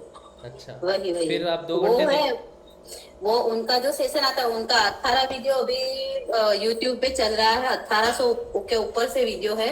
हाँ। और वो भी उनका भी ज्ञान इतना उच्च कोटि का है कि जो लोग उसको मानते हैं वही फॉलो करते हैं, लेकिन जो पहले दिन या दूसरे दिन आते हैं वो लोग जो सब बात करते हैं वो सब ऊपर से जाता है। कोई मानने को तैयार नहीं कि ये सब है। और मैं फॉलो करती हूँ। 10 से 11 में बैठती हूँ। फिर तो 10 बजे उनका ज्ञान चलता है, और 11:15 या 10:40 से ध्यान में बैठते हैं। फिर 11 बजे खत्म होता है, फिर मैं सो जाती हूँ। अच्छा, और फिर सोने से पहले नाम जाप करते किसका? वो 1 घंटा नाम ये जाप ध्यान में बैठती हूँ तो यही मंत्र जप, गुरु जी का मंत्र जप। सुबह में गीता ज्ञान में बैठती हूँ तो गुरु जी का मंत्र जप। मैं ध्यान में बैठती हूँ तो गुरु जी का ही मंत्र जप करती हूँ। मैंने गुरु जी को भी मैंने बोल ही दिया है कि गुरु जी मैं आत्मा स्वरूप में स्थिर होने के लिए मैं आपको तो मैं फॉलो करूंगी ही, फिर मैं जाऊंगी ये बापूजी के साथ। ये बापूजी का जो फोटो लगा हुआ है ना, वो परम धाम में, मैं वहां पे जाऊंगी। तो गुरुजी अभी तक मुझे कोई जवाब ही नहीं मिला। मैंने बोला गुरुजी को मुझे जवाब दो, गुरुजी मुझे जवाब दो, अभी तक मुझे जवाब नहीं। आप रेडी नहीं हो जवाब सुनने के लिए? क्यों, क्या होगा? आप रेडी नहीं हो अभी? गुरुजी जो आपको जवाब देंगे उसके लिए आप रेडी नहीं हो अभी?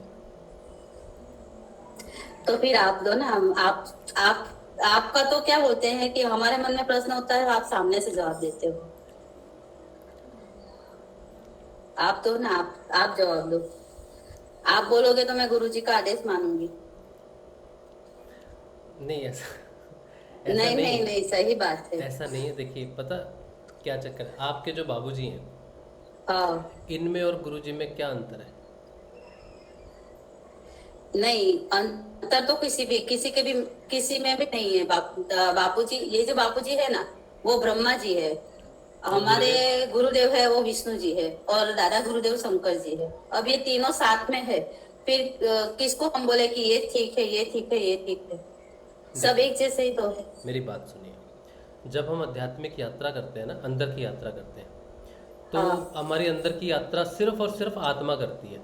मैं राजशिव, आप माया जी, ये हमारे गुरु भाई मुकुंद भाई, कमल, नरेश, हनुमान, कल्पना, दीपक कुमार, संगमा, जिनके नाम मुझे दिख रहे हैं, मीना शिंदे, इनमें से कोई यात्रा नहीं करता। यात्रा सिर्फ और सिर्फ आत्मा करती है, और आत्मा की तरफ यात्रा करती है, ना ब्रह्मा की तरफ करती है, ना विष्णु की तरफ। ना जिस तरह हमारे नाम, वैसे ही ब्रह्मा विष्णु महेश के नाम है। कोई ना ब्रह्मा के पास जा रहा, ना विष्णु के पास, ना महेश के पास जा रहा। सारे के सारे उस परमात्मा के समंदर जो है, परमात्मा जिसे बोलते हैं, उसमें मिलने के लिए ये बूंद आत्म स्वरूप उसमें जाती है। इसकी यात्रा तभी शुरू होती है जब ये तय कर ले कि मुझे समंदर में गिरना है। अगर ये तय कर ले कि मुझे एक छोटे से तालाब में गिरना है या एक नदी में मिलना है, तो वो यात्रा कभी शुरू नहीं हो सकती, क्योंकि उस यात्रा का वो अंत पॉइंट नहीं है। जैसे आपने कहा ना मोक्ष, आपने पहला शब्द यही कहा था कि मुझे मोक्ष चाहिए। तो एक बारिश की बूंद को अगर मोक्ष चाहिए तो उसको कहाँ गिरना है? तो समंदर में गिरना है। ना तो ब्रह्मा समंदर है, ना विष्णु, ना महेश, ये तीनों समंदर नहीं है। परमात्मा समंदर है, उसका कोई नाम नहीं है। ठीक है, उसका नाम क्या है? जो गुरु है ना, वही उसका नाम है, क्योंकि वो गुरु बन के ही मोक्ष देता है। ना ब्रह्मा, ना विष्णु, ना महेश ये मोक्ष नहीं देते, ये गुरु देते हैं। गुरु मोक्ष देता है, और गुरु जो होता है उसमें कोई फर्क नहीं होता। गुरु, हाँ, आप कई गुरु बदलते हैं जीवन में, लेकिन वो जो फाइनल दीक्षा होती है, वो जो मोक्ष की बात करता है कि मेरा नाम जपो तो मैं तुमको मोक्ष तक लेके जाऊंगा, जिसने ये बात कह दी, बस उसके बाद कोई नहीं रहा। आपने जितने भी मुझे बात बताई ना, मैं उसका सार आपको बता देता हूँ। ठीक है, मैं आपको सिर्फ सार बता रहा हूँ। सार ये है कि अभी भी आपके पास जो है नाम नहीं जपने के बहाने हैं। मैं ऐसे ही बोलूँगा, ठीक है, आप इसको बुरा नहीं लेना जी। ये हमारे बहाने होते हैं। मैं अगर कहूँ कि मैं जहाँ पहले हम सेशन करते थे ना, वहाँ पे हम एक घर में रहते थे। एक घर भी हमारा था 8 बाई 8 का, उसी में रसोई, उसी में बिस्तरा, उसी में मेरा बेटा जो छोटा खेलता है। तो अगर मैं बहाना बनाता गुरुदेव का, कहता कि गुरुदेव बड़ा घर दो, नहीं तो मैं सेशन नहीं कर सकता। 1-1.5 साल तक मैंने वहाँ पे सेशन किए, ठीक है, लेकिन मुझे वहीं पर आनंद आता था। मेरी बीवी ने जरूर एक्सक्यूज़ किए होंगे कि 2 घर होते, मैंने कभी नहीं किया। मुझे वहीं पे ही आनंद आ रहा था, अभी भी मुझे वहीं पे ज़्यादा आनंद आ रहा था। साधना में साधक का कोई भी एक्सक्यूज़ होना नहीं चाहिए। अगर एक्सक्यूज़ होता, ध्रुव को देखा है आपने तपस्या करते हुए? ध्रुव ने जो तपस्या की थी वो उस पत्थर पे खड़े होकर की थी जिसपे सबसे ज़्यादा चिकनाई थी। ठीक है, आपके जीवन में अगर आप व्यस्त हो ना, तो वो ये चिकना पत्थर है जिस पे आपने अगर खड़े होकर तपस्या कर ली ना, तो मैं जहाँ 10 साल में पहुँचूंगा वहाँ आप 10 दिन में पहुँच जाओगे। आपका जो प्लस पॉइंट है ना वो है आपका बिजी शेड्यूल। सबसे बड़ा पारस आपके पास आपका जो है बिजी शेड्यूल है। जीवन में जितनी समस्याएं हैं ना वो उतनी ही जल्दी तपस्या पूरी करते हैं, लेकिन हमारा पॉइंट ऑफ व्यू जो है उसको देखने का अगर बदल जाए तो वो समस्याएं वाकई में समस्या बन जाती है। पहली बात तो ये कि आपको आपके जो गुरुदेव हैं जिनकी आप बात करते हो, आपको ये देखना पड़ेगा कि उन्होंने आपको अब इस गुरुदेव के पास ला दिया है। क्योंकि जब तक आप सोचो कि मैं एक गुरु के पास धनुर्विद्या सीखता था, उन्होंने कहा कि अब भाई मेरा काम हो गया, अब तू द्रोणाचार्य के पास जा और द्रोणाचार्य के पास जाके सीख, ठीक है। तो मैं अब अध्ययन वो करूँगा जो मेरा द्रोणाचार्य बताएगा, ना कि वो गुरु जिसने मुझे पहले द्रोणाचार्य से पहले शिक्षा दी है। अब द्रोणाचार्य कहेगा तू तीर पहले ऐसे पकड़ता था, अब ऐसे पकड़, ठीक है।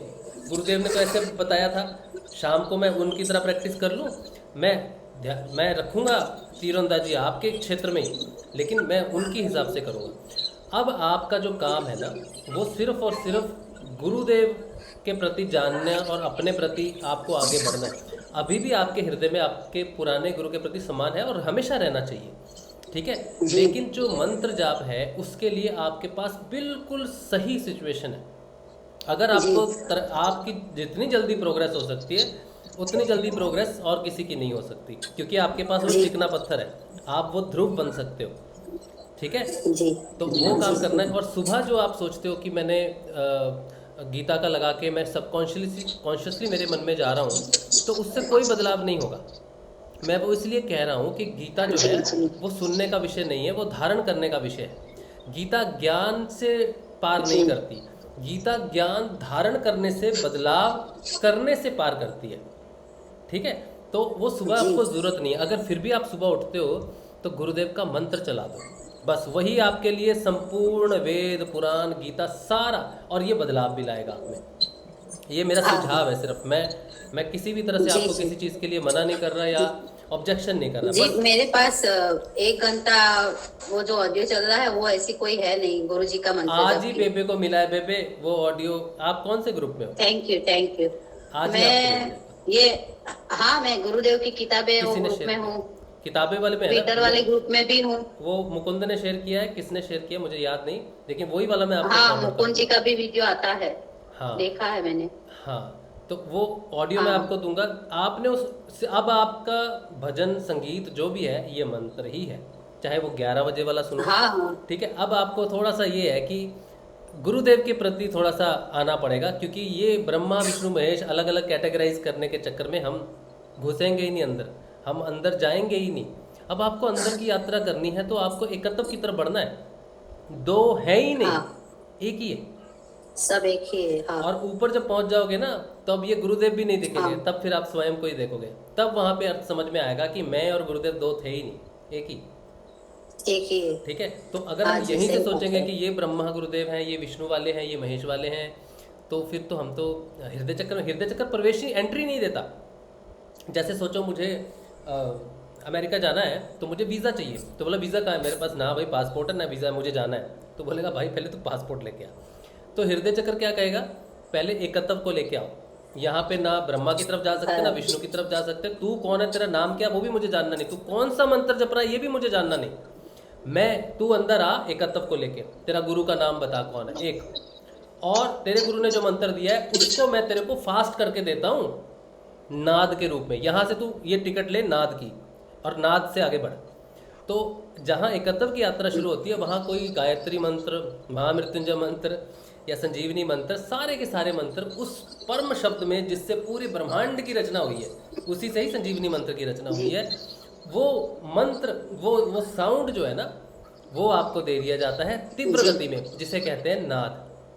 तो नाद की यात्रा आपको एकत्व की यात्रा, लेकिन नाद तक पहुंचना तो जरूरी है ना। तो नाद तक कौन पहुंचाता है? एकत्व पहुंचाता है, ठीक है। आपको भी नाद नहीं सुनता ना? नहीं सुना। तो इसका अर्थ क्या हुआ? अभी मैं जो मेरी जो प्रोग्रेस जो होनी चाहिए उतनी, इसका अर्थ है कि इसका अर्थ है कि आप ये सोच रहे हो कि मेरे गुरुदेव ब्रह्मा है, ये वाले मेरे गुरुदेव विष्णु है, वो वाले गुरुदेव मैं अपनी खुद की सोच में मैं वही कह रहा हूँ कि अब आपको उस नाद की तरफ बढ़ना है। तो आपको सिर्फ और सिर्फ एक को पकड़ना पड़ेगा। या तो आप अपने ब्रह्मा को पकड़ लो, या अपने विष्णु को पकड़ लो, या अपने महेश को पकड़ लो, लेकिन एक को पकड़ लो। एक को पकड़ना है और एक का ही मंत्र आपको जपना है। बहुत समय चला गया, इतना समय चला गया, 2004 न 3 से आप बता रहे हो मुझे, है ना?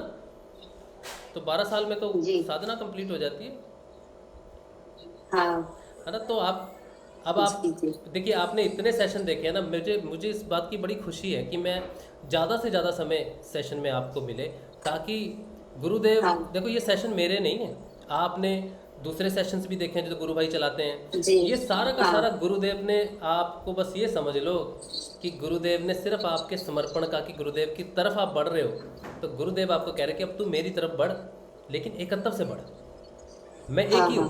गुरुदेव कहते हैं ये तब तक नहीं खुलेगा जब तक आप पूर्ण समर्पण नहीं करोगे। आज्ञा चक्र खुलता ही नहीं है, वो एक के लिए खुलता है, बस एक ही होना चाहिए, तभी खुलेगा, नहीं तो वो नहीं खुलता। जी जी, ठीक है, ठीक है, ठीक है, मैं समझ गई। तो अभी गीता ज्ञान भी नहीं सुनने की जरूरत, तो अंदर ही है। अभी जो मैं आपसे बात कर रहा हूँ, आप देख लेना गीता खोल के, आपको मिल जाएगा किसी ना किसी चैप्टर में।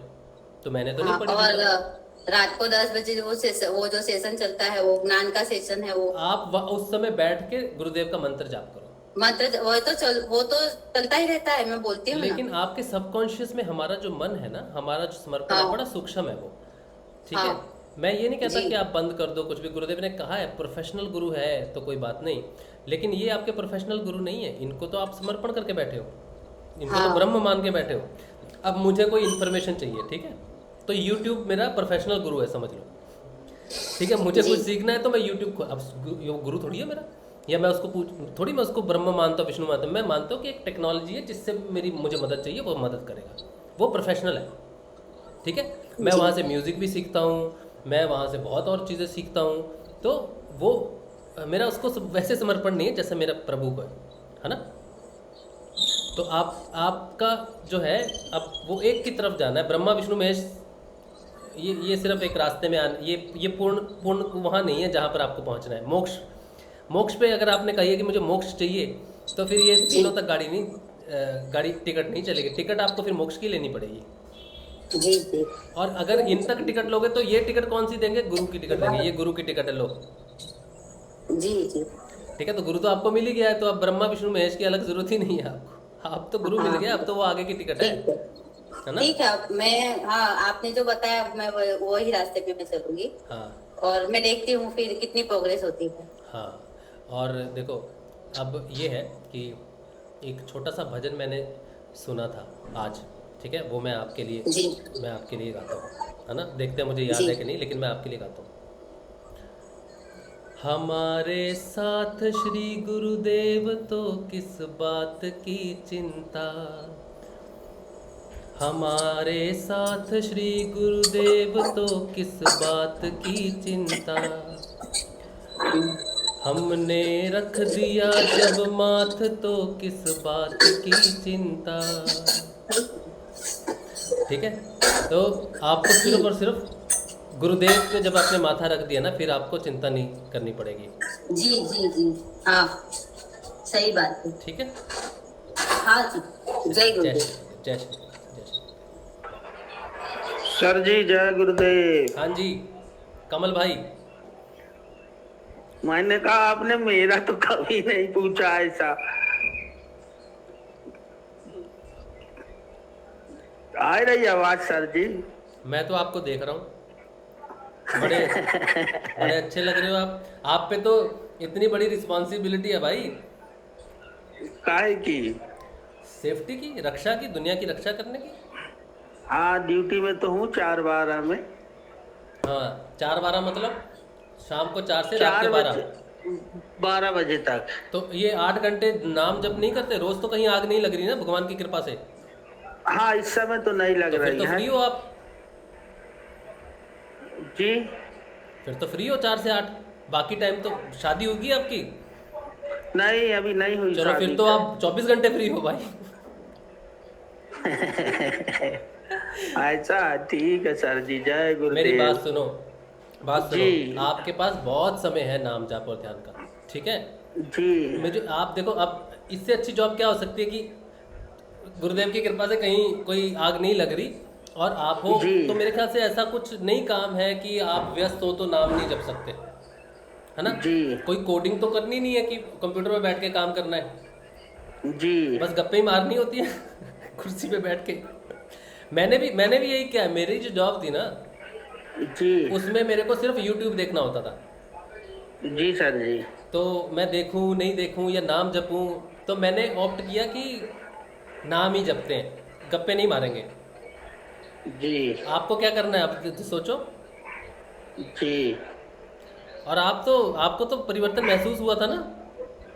बस वो एक ही दिनों माथे में कुछ जैसे फड़फड़ा रहा था और सांप दिखा, बस कुछ, फिर उसके बाद फिर वैसा ही माहौल। हाँ नहीं, कोई बात नहीं, कोई बात नहीं, आप बिल्कुल चिंता मत करो, ठीक है? एक बार ही होता है वो काम, एक ही बार होता है, रोज रोज थोड़ी फड़फड़ाएगा। वो तो अंदर चले गए, आप रोज रोज थोड़ी जाओगे वहां से अंदर। जी सर जी। वो तो बहुत अच्छा अनुभव था, मैंने तो आपको कहा था बहुत अच्छा अनुभव है। अब आपको अंदर जितना आप नाम जपोगे, जितना फ्यूल भरोगे, उतनी तेज आपकी गाड़ी जी। चलेगी अंदर। सभी की यात्रा, जी देखो सर। कमल भाई मेरी एक बात सुनो, सभी जी, की जी। यात्रा, सब अंदर घुस जाते हैं, पूर्ण समर्पण करके अंदर चले जाते हैं, आत्मा जागृत भी हो जाती है। लेकिन किसी जी। की यात्रा अलग समय में पूरी होती है, किसी की अलग। ऐसा क्यों होता है? क्योंकि साधना अंदर भी करनी पड़ती है, नहीं तो अगर एक बार अंदर घुस गए, साधना की जरूरत ही ना हो, तो सभी को तो जी। निश्चित समय पे प्रोग्रेस मिल जाएगी, सभी 12-12 साल में ही मुक्त हो जाएंगे। लेकिन सभी तो नहीं जी। होते, कोई भी नहीं होता, है ना? तो जी। अंदर जाके भी साधना करनी है। वो जो यहाँ पे फड़फड़ाहट महसूस हुई, वो अंदर तो आप चले गए, लेकिन अब अंदर जाके क्या करना है? अंदर जाके भी तो नाम जपना है ना, पूरा लगा दो, रट लगा दो। ये जो 8 घंटे आपके पास है ना जॉब के, जी सर जी। इसको आप यूटिलाइज करो अच्छे से, जी ठीक है? मैं जानता हूँ कि फायर ब्रिगेड में आप काम करते हो, बड़ी रिस्पॉन्सिबिलिटी वाला काम है, चेतन रहना हर समय आपको, जी। भागने के लिए रेडी रहना है, और बहुत सारी प्रैक्टिस ड्रिल्स भी आपकी रहती होंगी दिन में, कभी ना कभी कुछ ना कुछ रहता ही होगा। आपको जी। आराम तो करने नहीं देते होंगे दिन में, कुछ तो प्रक्रिया चलती ही होगी कि अटेंशन में रहे, कहीं सो ना जाए, क्योंकि आपका काम जो है वो बड़ा फुर्ती वाला काम है, सुस्ती तो हो नहीं हाँ सकती जी। इसमें। गर्मी के समय पर थोड़ा दिक्कत रहती है, हाँ, बाकी तो फिर 8 महीना फुल आराम रहता है। अच्छा अच्छा। तो फिर भी मैं ये कहूँगा कि आप समय निकाल सकते हो, मतलब मेरे को ऐसा लगता है, पता नहीं, मैं ज़्यादा नहीं जानता आपकी जॉब के बारे में, लेकिन मुझे जी। लगता है कि निकाल सकते हो समय। तो थोड़ा सा मंत्र जाप पे थोड़ा ज़्यादा ध्यान करो। नाद सुनना शुरू हुआ? नहीं सर जी, वो जीव ही हिल जाती है, अभी तक जीव रुकती नहीं है भगवान कसम, जीव हिलना बंद नहीं हुई अभी तक। अच्छा कोई बात नहीं, कोई बात नहीं, आप कोशिश करते रहो, कोई ठीक हो जाए। बस आप कोशिश कर रहे हो ना, गुरुदेव को मालूम है आप जुड़ते हो, कोशिश करते हो। देखो माया जी भी, आज देखो माया जी को आज पूरा सेशन, जय गुरु। तो आपको भी, आप क्यों चाहते हो कि इतना बड़ा सेशन आपको मिले? आपको कहना चाहिए कि 2 मिनट में मेरा काम हो जाए। इतनी बड़ी बात करने के लिए तो बहुत कुछ बताना पड़ेगा। आपको कहना मुझे कुछ जानना ही नहीं है राजशील भाई। मुझे आज तक मैं अभी पूजा वूजा कभी नहीं किया। हाँ वो तो लगता ही है मुझे कि नहीं की नहीं किया आपने कभी पूजा। मैं कभी किसी भगवान को मैंने अगरबत्ती नहीं जलाया, गुरुदेव को भर जलाया दिया। हाँ, अच्छा करते हैं, बहुत अच्छा। बस इसके अलावा कभी पूजा वूजा नहीं किया। कोई बात नहीं, ये पुराने ठीक है सर जी। ठीक है कमल भाई, जुड़े रहो आप, ठीक है? आपके रहने से सेफ्टी रहती है, रौनक रहती है। जी सर जी जी। हाँ तो फूल वूल तो भेज ही रहे हो आप, फूल वूल भेजते रहा करो बस। जी सर जी जी। अच्छा चलिए, जय श्री गुरुदेव। संगमा गुरु बहन आप क्या बोल रहे थे? फिर मैं यूट्यूब पे आऊँगा। जय श्री गुरुदेव। जय श्री गुरुदेव। भैया मुझे ये पूछना था कि आपने जैसे हृदय चक्र बोला, तो कैसे पता चलेगा कि हृदय चक्र एक्टिवेट हो गया है? थोड़ा सा अगर लेफ्ट साइड में पेन हो रहा है, मतलब 2 हफ्तों में, तो क्या उससे ये मीन होता है कि हृदय चक्र एक्टिवेट हो गया है? मतलब कैसे पता कैसे चलेगा कि एक्टिवेट हुआ है कि नहीं? हृदय चक्र का खुलना अलग है, और हृदय चक्र देखो कई चीज़ें होती हैं। सबसे पहले तो आपको नाद सुनाई देना शुरू होगा, ये भी हृदय चक्र के पास पहुंच गए आप, ये एक संकेत है। अंतर्मुखी हो गए, मतलब अंदर चले गए, अंदर जाते ही नाद सुनना शुरू हो जाएगा। जब आप यहाँ से अंदर गए ना, तो अंदर क्या है? अंदर विचार है, और अध्यात्म के तौर पर क्या है? नाद है। तो दो जीवन है अंदर, एक तो भौतिक जीवन का संघर्ष जो विचारों के रूप में है, और एक अध्यात्म जीवन का रास्ता जो नाद है, जो गाड़ी आपकी वेट कर रहे हैं, नाद रूपी गाड़ी वो है। तो आप नाद पे पहुंचोगे। और कई बार क्या होता है कि पल्पिटेशन होती है, ये जो सेंटर की जगह है ना, यहाँ पर एक दो हार्ट बीट स्किप हो जाएगी, एक एक्स्ट्रा हार्ट बीट आ गई, यहाँ पर एक ऊर्जा महसूस हो रही है कि उठ रहा है कुछ, कोई दिक्कत नहीं। उसके बाद पल्पिटेशन हो सकती है, या फिर अचानक पेन सा महसूस हो सकता है। ठीक है, वो ज़्यादा लंबा नहीं चलता, वो बस मैक्सिमम 3-4 सेकंड 5 सेकंड के लिए हाँ, होगा। बस 2-3 सेकंड के लिए बहुत सीवियर बस पेन हुआ था लेफ्ट साइड में। हाँ, बस यही हुआ था, इससे ज्यादा कुछ नहीं हुआ था। अच्छा, गैस का भी हो सकता है लेकिन। हाँ, वही मुझे भी लग रहा है, क्योंकि इतनी जल्दी मुझे भी मैंने सोचा कि जल्दी वाला नहीं, जल्दी शायद नहीं होगा। बिल्कुल मिसकंसेप्ट है ये जल्दी का मतलब क्या है? ये तो एक क्षण का काम है। पहले क्षण जो आत्मा को जागना है, जिसने यात्रा करनी है, उसको तो पहले क्षण जागना जरूरी है। हृदय चक्र में ही तो है ना, उसको जगाने के लिए हृदय चक्र तो खटखटाना ही पड़ेगा, थोड़ी खलबली तो होनी पड़ेगी। मेरा पर्सनल एक्सपीरियंस मैं आपके साथ रखता हूँ, ठीक है, कि जब मेरी जब यात्रा शुरू हुई अंदर की, तो मुझे पल्पिटेशंस होनी शुरू हो गई थी, हार्ट बीट स्किप होनी शुरू हो गई थी, मैं घबरा गया था। और उसके बाद फिर नाद सुनना शुरू हुआ, और उसके साथ ही ये 1.5-2 महीने की प्रक्रिया चली, हार्ट बीट स्किप होना, ग्रर करके कुछ होना। तो फाइनली जब ये महसूस हुआ मुझे कि हाँ कुछ हुआ है, तो यहाँ पे ऐसा लगा था जैसे कोई नट खोलते ना, बड़ी तेज़ी से ग्रर करके ऐसे खुलता है, वो मुझे फील होया था यहाँ पर, बिल्कुल सेंटर में, centre of the chest. Here नहीं, यहाँ पर पेन होता है, वो अलग प्रक्रिया है। यहाँ पे पेन होने वाली अलग प्रक्रिया है, ठीक है, प्राणों का चीज़ अलग है। हृदय चक्र जब खुलता है, अनाहत चक्र जब खुलता है, उसकी अलग है। ठीक है, आप नाद तक पहुँचिए, और अगर ऐसा कुछ पेन होता है तो डरने की चिंता नहीं है। अजवाइन घर में रखिए, अगर अजवाइन से ठीक हो गया तो समझ लो अभी नहीं हुआ काम शुरू। ठीक है। और दूसरी चीज ये, नाद मुझे ना, मैं दोनों कान बंद करके मुझे मतलब सुनाई देता है, तब मैं कर पाती हूँ। मुझे वैसे नहीं सुनाई देता। जब मैं अपने दोनों कानों को ऐसे हाथ से बंद करती हूँ, तब मुझे बहुत ज्यादा सुनाई देता है। जैसे आज शाम को साधना के टाइम भी कम 5 मिनट पूरा सुनाई दिया, बहुत तेज से। 5 मिनट बाद जैसे मेरा अलार्म बजने लगा, मैंने देखा कि वो थोड़ा कम हो गया, और फिर नॉर्मल हो गया। फिर मुझे बाहर की वॉइस आने लगी कान बंद करने के बाद। ये जो आपको सुनाई दिया ना, जनरली नाद हमेशा चलता रहता है, ठीक है।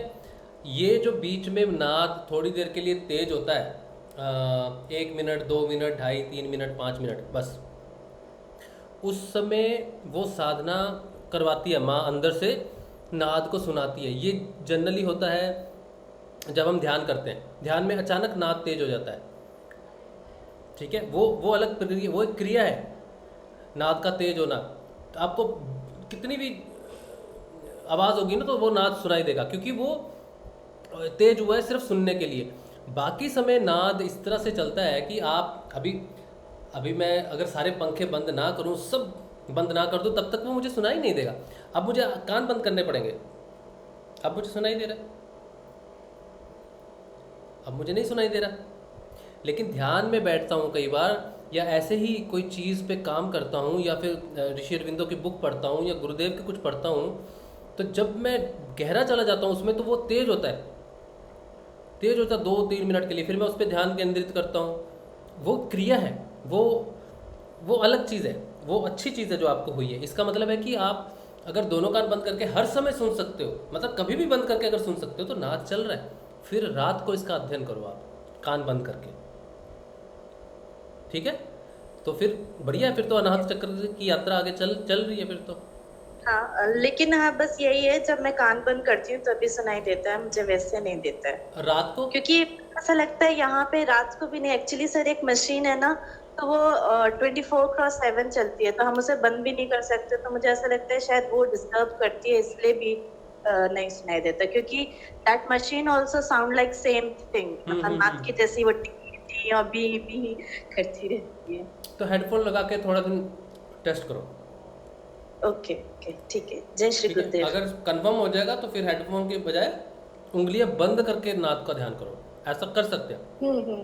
हाँ वही करती हूँ, उंगलियां डाल के हाँ। बंद करके दोनों बिल्कुल कान बिल्कुल बिल्कुल सुनती सही है, नाक सुन रहा है फिर आपको, फिर कोई टेंशन नहीं, फिर तो हृदय चक्कर से आगे का काम चल रहा है।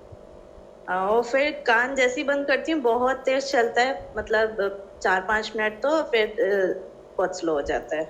वो स्लो होना ही उसकी प्रक्रिया है, वो तेज होके अंदर लेके जाता है आपको, डीपर कॉन्शियस में लेके जाता है। आप अगर मुझे यहीं से आवाज़ सुनाई दे रही है गायक की तो मैं आराम से बैठूंगा, अगर मुझे नहीं सुनाई दूंगा मैं भाई चुप कर दो भाई, सुनने दो गाना है, यानी कि मैं ध्यान लगाने की ज़रूरत है मुझे। तो नाद क्या है? नाद ध्यान है। मंत्र जाप और ध्यान दो अलग प्रक्रिया होती है। जब नाद प्रस्तुत हो जाए तो नाद ही ध्यान है, क्योंकि नाद को सुनने के लिए ध्यान लगाना पड़ता है आपको, इसीलिए धीरे हो जाता है। हाँ, जय श्री गुरुदेव। जय श्री गुरुदेव। अच्छा, अब मैं YouTube पे आता हूँ, फिर मैं इधर आता हूँ।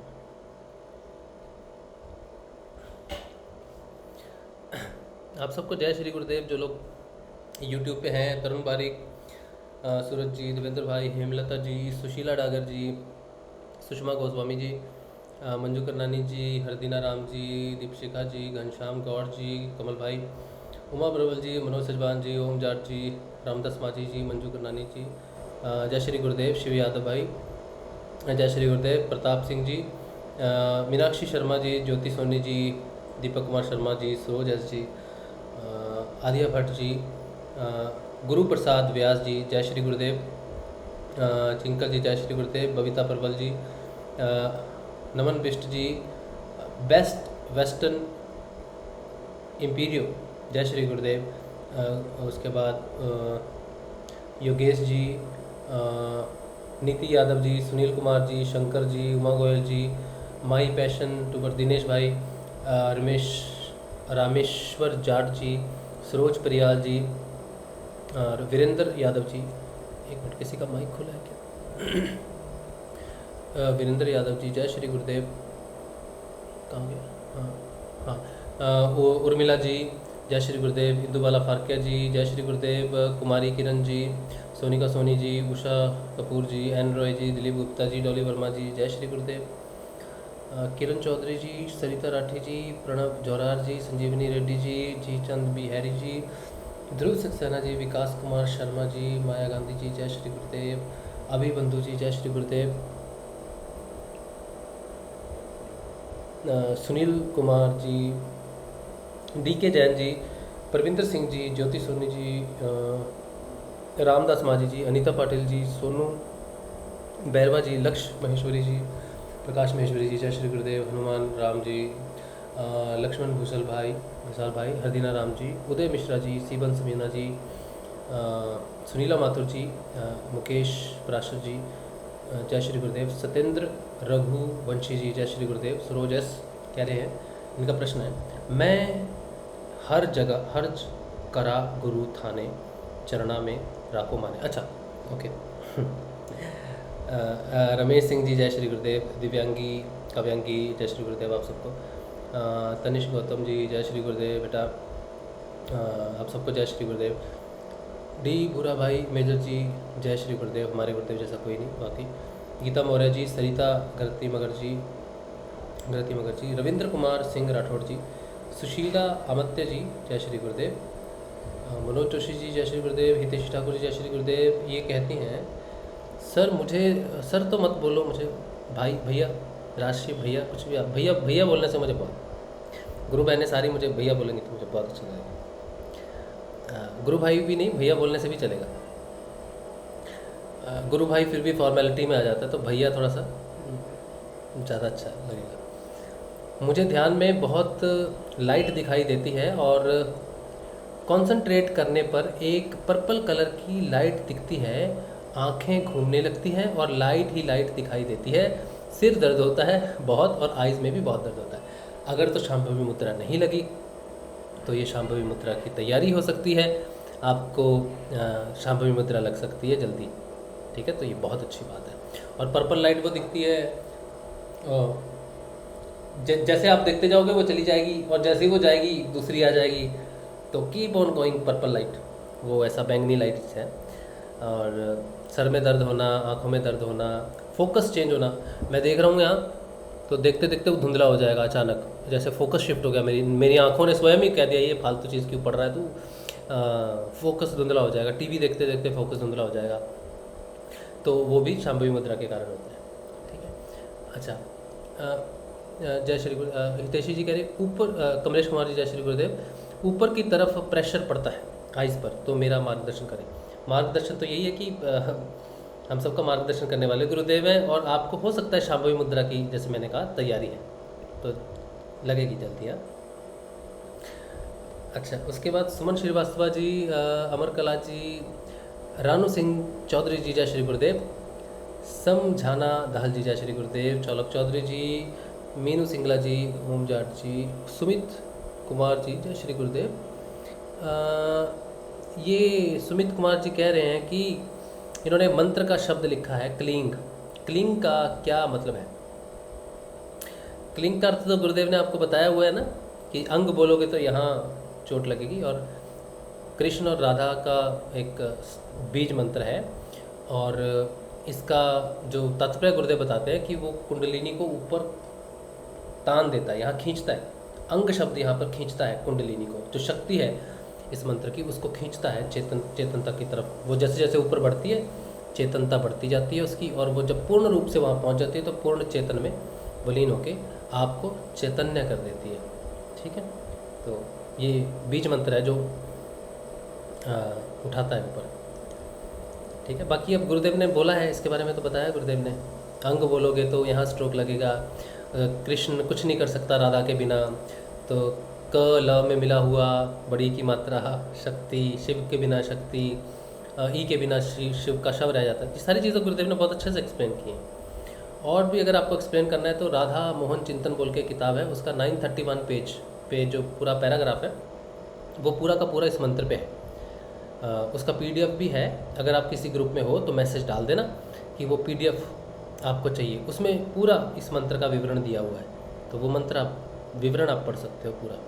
ठीक है, वो PDF मैंने बहुत पहले बनाया था, पता नहीं मेरे पास तो है नहीं, किसी के पास होना चाहिए। आप डालोगे तो मिल जाएगा, किसी ना किसी के पास ज़रूर मिल जाएगा। उसमें वो पूरा किताब तो बहुत बड़ी है, तो वो चैप्टर है, वो चैप्टर आपको मिल जाएगा। 12 या 18 पेज का है शायद, मज़ा आएगा आपको पढ़ के।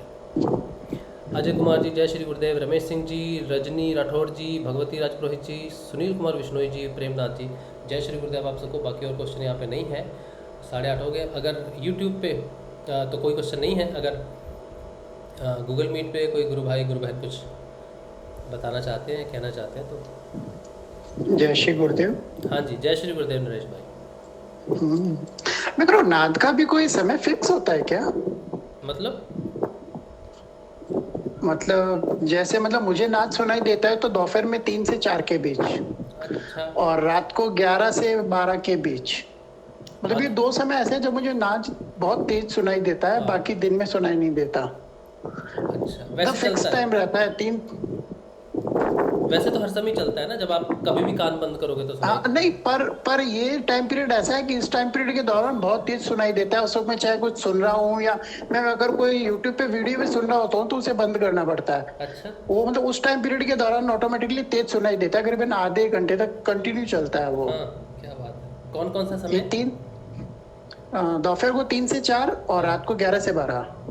अच्छा, तो ये 2 समय फिक्स है कि 3 से 4 वो ऑटोमेटिकली ऑन हो जाता है, और बाकी जैसे सुनना चाहते हैं तो वो खुले कोई कुछ अंगुली वगैरह नहीं डालनी पड़ती, वो ऑटोमेटिकली शुरू हो जाता है। ये तो इसका भी कोई फिक्स समय का तो मुझे पता नहीं, लेकिन जब मेरी साधना चल रही थी नाद के ऊपर में तो मैं ब्रेक लेता था 3 बजे से लेके 6 बजे तक। कोई फ़ोन नहीं, कोई मैसेजेस नहीं, बस वो समय मेरा नाद का। मैं नाद जितना सुन सकता हूँ, जितना तंद्रा में जाऊँ या फिर नींद आ जाए, कुछ भी है, वो 3 से 6 आज तक फिक्स है मेरा। तो कई बार 3 नहीं तो 4, लेकिन हाँ, ये सेशन से पहले मैं समय ज़रूर देता हूँ अपने आप को, और वो साधना करता हूँ। वो मेरी एक तरह की हल्की सी नैप भी कह सकते हो। अभी तो नहीं आती, अभी तो मेरा फिजिकल क्लॉक जो है वो सूरज और चांद के हिसाब से सेटिंग हो रही है, तो अभी मेरी पूरी दिनचर्या बदल गई है। लेकिन उससे पहले ये शाम का समय सूर्य के आसपास का, और रात को सोने से पहले का समय जो है वो नाद के ध्यान का समय है, नाद के स्टडी का समय है, इसीलिए आपको ये दोनों समय में सुनाई दे रहा है। ये हो सकता है। हाँ, मतलब ये टाइम पीरियड ही ऑटोमेटिकली शुरू होता है तो पता चल जाता है 3 बजे, मतलब अप्रोक्स मेरी लाइफ में अब ये हो गया कि 3 बजे और रात के 11 बजे का थोड़ा नाद से ही पता चलता है कि हाँ समय ये हुआ है। हाँ, बड़ी गजब साधना है भाई, बड़ी गजब साधना है। और जब नहीं सुनाई दे तब कान में उंगली डाल के भी सुन सकते हैं इसको। हाँ बिल्कुल बिल्कुल, वही तो, नहीं तो हम लोग तो साधना ही नहीं कर पाएंगे भाई, हमारे पे इतनी कृपा कहाँ है कि वो सुनता रहे हमें तो। नहीं, पहले मेरे और सूरज के बीच में ऐसे कोई बात हुई थी, तब शायद कुछ ऐसा टॉपिक चला था कि ईयरफोन लगा के या कान बंद करके नहीं सुनना चाहिए, तो मैंने उस वक्त फिर नहीं सुना था। अभी आज जो चर्चा हुई थी तो उसमें वो था कि अंगुली डाल के भी सुन सकते हैं। हाँ बिल्कुल, कितनी बार तो बोला है कि हेडफोन यूज मत करो। क्यों? हेडफोन कोई यूज करना कोई बुरी बात नहीं है, हेडफोन इसलिए यूज नहीं करना चाहिए कि सोचो मैंने आधा घंटा नाद को सुनना है, ठीक है, मैंने हेडफोन डाला, सुनने लग गया, नाद को सुनते ही 10 सेकंड के अंदर आपको विचार आने शुरू हो जाएंगे, ठीक है, तो आपकी साधना हुई नहीं। लेकिन अगर कान में उंगली डाल के सुन रहे हो तो जैसे ही विचार आएंगे ना तो वो विचार आपके कान से उंगली को बाहर निकाल देंगे, तो यू विल फील इट, ठीक है। तो कान में उंगली डालने का अर्थ है कि वो साधना भंग ना हो। हेडफोन डालने से साधना भंग होगी, और कुछ समय बाद, ये मेरा पर्सनल अनुभव ही मैं आपको बता रहा हूँ, मैं पहले हेडफोन से सुनता था ऑफिस में, मैं सोचता था साधना भी होगी, ऑफिस का काम भी हो जाएगा, तो मैं हेडफोन लगा के अपना कुछ करता रहता था।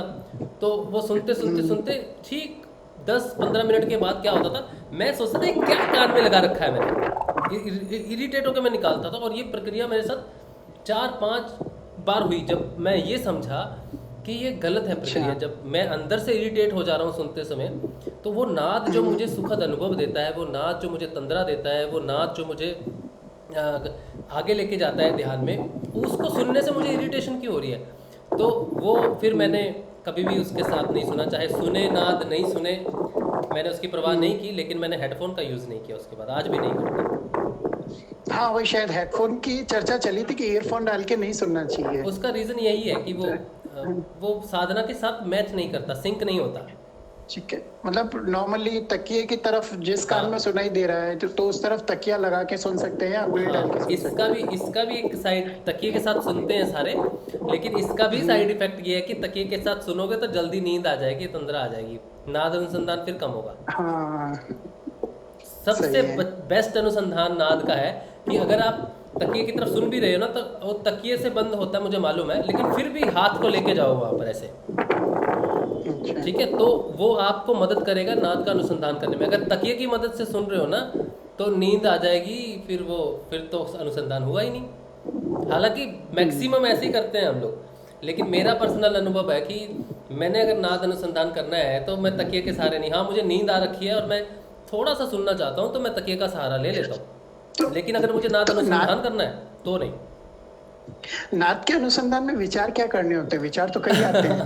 नाद का अनुसंधान ही विचार से बचना है, क्योंकि नाद को सुनोगे ना, उस वॉइस पे कंसंट्रेट करना है सिर्फ। हाँ, सिर्फ वो वॉइस पे कंसंट्रेट करना है। कंसंट्रेट होता नहीं उस पे भाई, वो तो एक मछली होती है ना, चिकनी मछली होती है, पकड़ में नहीं आती। हाँ, तो उसको सुनना है। तो जब वो बहुत लाउड हो जाएगा ना, फिर वो आता है, बहुत धीमे होता है, तो उसको क्या आपके मन में यही विचार आता रहेगा कि मैं सुन रहा हूँ, क्या मुझे समझ आ रहा है, मैं सुन रहा हूँ, मैं सुन नहीं पा रहा हूँ, क्या है क्या है क्या है, ये भी विचार चलता है। वो ठीक है, वो फाइन है, अब हम कुछ कर नहीं सकते उस चीज़ पे, तो बस हमारी कोशिश ये रहनी चाहिए कि मुझे इसको पकड़ना है बस। बड़ा ही ये ऐसा खेल है, ये हाथों से मछली पकड़ने वाली बात है। अच्छा, हाँ, बस इसको तकिए से नहीं पकड़ सकते, इसको ना तो तकिए से पकड़ना चाहिए, ना इसको हेडफोन से पकड़ना चाहिए, इसको हाथों से ही पकड़ना चाहिए।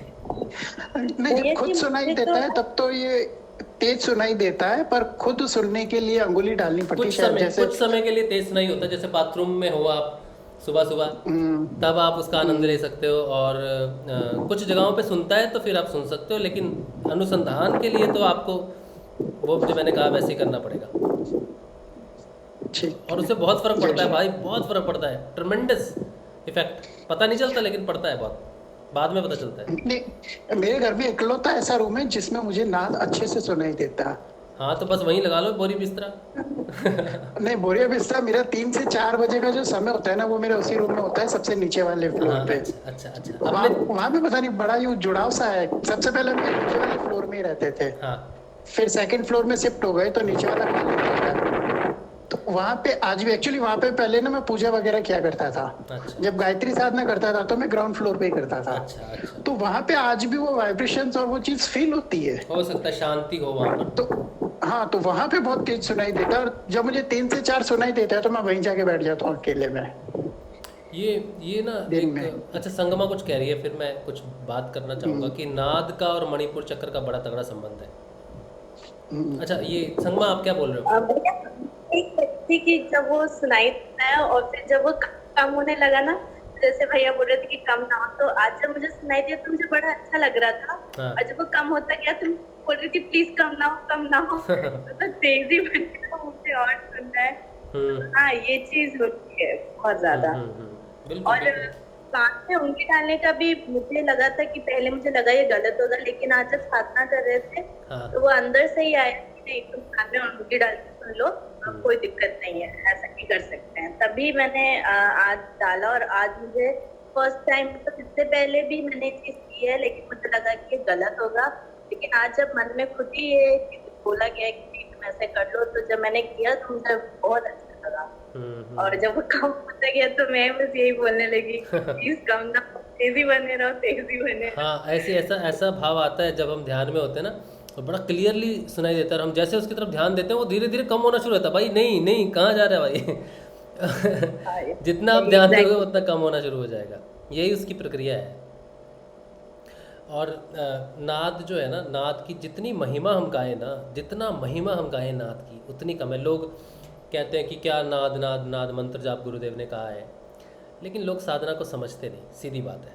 ठीक है, नाद एक ऐसी चमत्कारिक अद्भुत चीज़ है, जितनी उसके बारे में बात की जाए ना कम है। नाद इतनी तगड़ी चीज़ है, नाद अकेला ही सारे चक्रों का शोधन करता है, इतनी तगड़ी चीज़ है। जैसे नीचे का मंत्र है लम वम रम, बाकी जो भी आता है, ठीक है, नाद अकेला ही सारे संसार की ध्वनियों को, सारे संसार के बीज मंत्रों को लेकर चलता है। और हृदय चक्र से जैसे ही वो स्टार्ट होता है ना, ऊपर तो वो उठता ही है, लेकिन उसकी जो ध्वनि है ना, जब हम सुनते हैं ना, तो वो मणिपुर चक्र पे बड़ा तगड़ा प्रभाव डालती है, बड़ा तगड़ा प्रभाव डालती है। मणिपुर चक्र एक ऐसा चक्र है जो अशांति का केंद्र है। अगर वो अशांति का केंद्र बना हुआ है तो वहाँ पर अगर अशांति हटा दी जाए तो वो शांति का केंद्र बन सकता है। मणिपुर चक्र की जो पूरी पावर है ना, वो है मौन में, वो है पूर्ण रूप से शांति। अगर मणिपुर चक्र आपका साथ दे देना साधना में, ठीक है, तो बस फिर आप समझ लो कि गाड़ी बड़ी तीव्र चलेगी। और जो नाद है ना, वो बहुत तगड़ा इफेक्ट डालता है मणिपुर चक्र पे, शांति प्रकट करता है। वो नाभि के स्थान पे उसका बड़ा तगड़ा प्रभाव पड़ता है। ऊपर उठता है तो सहस्रार में आपको महसूस होता है, लेकिन आप सोचो कि वो हृदय से उठा। देखो ये इतना अद्भुत है ना, इसके बारे में बात करने में भी मुझे बड़ी प्रसन्नता हो रही है कि हम जो सोचते हैं, जो हम अपने शरीर को देखते हैं, इसकी हायरार्की वैसी है ही नहीं जैसी हम सोचते हैं। लोग सोचते हैं कि मूलधारा पहले, ये चक्र, ऐसा कोई सिस्टम मुझे अपनी साधना में ऐसी चीज़ दिखी नहीं। मैं जब आप नाद सुनते हो ना, तो हृदय चक्र से वो स्पंदन करता है, लेकिन वो मणिपुर चक्र तक सीधा नहीं पहुंचता। जैसे ये हृदय चक्र है, ये हृदय चक्र, तो ये मणिपुर चक्र नाभि के पीछे में या नाभि के थोड़ा ऊपर नीचे हो सकता है, ठीक है, तो वो यहाँ से यहाँ नहीं आता। यहाँ पे जब आपको सुनना शुरू हुआ वो स्पंदन, तो आप ये यहाँ से ये मणिपुर चक्र है, लेकिन ये इसका रास्ता नहीं है मणिपुर का। आपको नाद फील होता है यहाँ पर फील होता है, और इसकी पूरी संरचना होती है नाभि में। हाँ, तो जो गुरुदेव कहते हैं ना कि मैं कश्मीरी शैविज्म को मूल रूप दे रहा हूँ, कि शब्द से सृष्टि की रचना हुई, तो शब्द से वापस हम जा सकते हैं उसकी तरफ। तो नाद क्या करता है, नाद हृदय से शुरू होके हमें यहाँ पर लेके जाता है सहस्रार में। और ये जो आपके पूरी ब्रेन की जो डेवलपमेंट हुई है ना, ये हुई है नाभि से। आप जब माँ के गर्भ में थे तो सबसे पहले क्या डेवलप हुआ? आपका नाभि से ब्रेन डेवलप होता है। तो शब्द आपको हृदय चक्र से कैसे नाभि में लेके जा सकता है? ये तो पूरा शॉर्टकट ही मार दिया पूरा, ये तो हो ही नहीं सकता। अध्यात्म में शॉर्टकट कैसे हो सकता? नहीं हो सकता ना। तो वो क्या करेगा, वो जैसे जैसे रचना हुई है वैसे वैसे वो वापस जाएगा।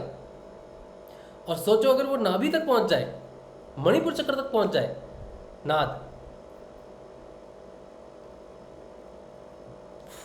गजब। नाभि तक जब पहुंच जाएगा, जो आप शांति पाठ करते हो ना बाहर में, शांति रोषध्या शांति, मैं करता था, मुझे अभी याद नहीं है, शांति पाठ करते हैं लोग, हमारे पंडित जी को पता होगा, नरहरि भाई को, शांति पाठ। वो शांति पाठ आपका मणिपुर चक्र में होगा, और वो तब होगा जब नाद वहाँ पे पहुँच जाएगा उसकी स्थापना करने, शांति की स्थापना करने, नाद करेगा स्थापना शांति की। और वो ऐसे नहीं पहुँचा, वो बाकायदा घूम के आया है यहाँ पर पूरा रचना में। और मणिपुर में जाके जब शांति प्रकट होगी ना, तो स्वादिष्टान चक्र के सारी दुर्बलताएं दूर हो जाएंगी विचारों की, और गलत विचार बंद हो गए तो फिर वो फलित नहीं होंगे, शरीर पे इफेक्ट नहीं डालेंगे, क्योंकि हमारा संकल्प भी हमारे शरीर पे प्रभाव डालता है। तो मणिपुर मूलाधार चक्र पे उसका इफेक्ट होना शुरू हो जाएगा। यानी कि नाद अध्यात्म क्षेत्रों को पार करता हुआ, अभी सीधी जब बात है ना कि उस ब्रह्म ने ओम तत्सत से जब सृष्टि की रचना की, तो सीधी तो शरीर की रचना नहीं की ना, पहले किसकी रचना की होगी? पहले उसने इसकी रचना की होगी, या फिर हृदय की, प्राण की, जिस तरह से पता नहीं क्या प्रोसेस है, प्राण की रचना हुई, प्राण आत्म पहले तत्व आया, फिर प्राण आया, चित्त तत्व आया, बहुत कुछ सारी चीज़ें आई। तो उल्ट में जब जाएंगे ना, तो वो उसी तरफ से ही लेके जाएगा आपको नीचे में, पूरा शांति प्राप्त करने के बाद। और मुझे लगता है कि ये रास्ता सिर्फ एक बार नहीं तय करती है वो सारी चीज़ें, ये एक वो फिबोनाची की सीरीज़ होती है, पता नहीं कौन सी सीरीज़ होती है, तो ये बड़ी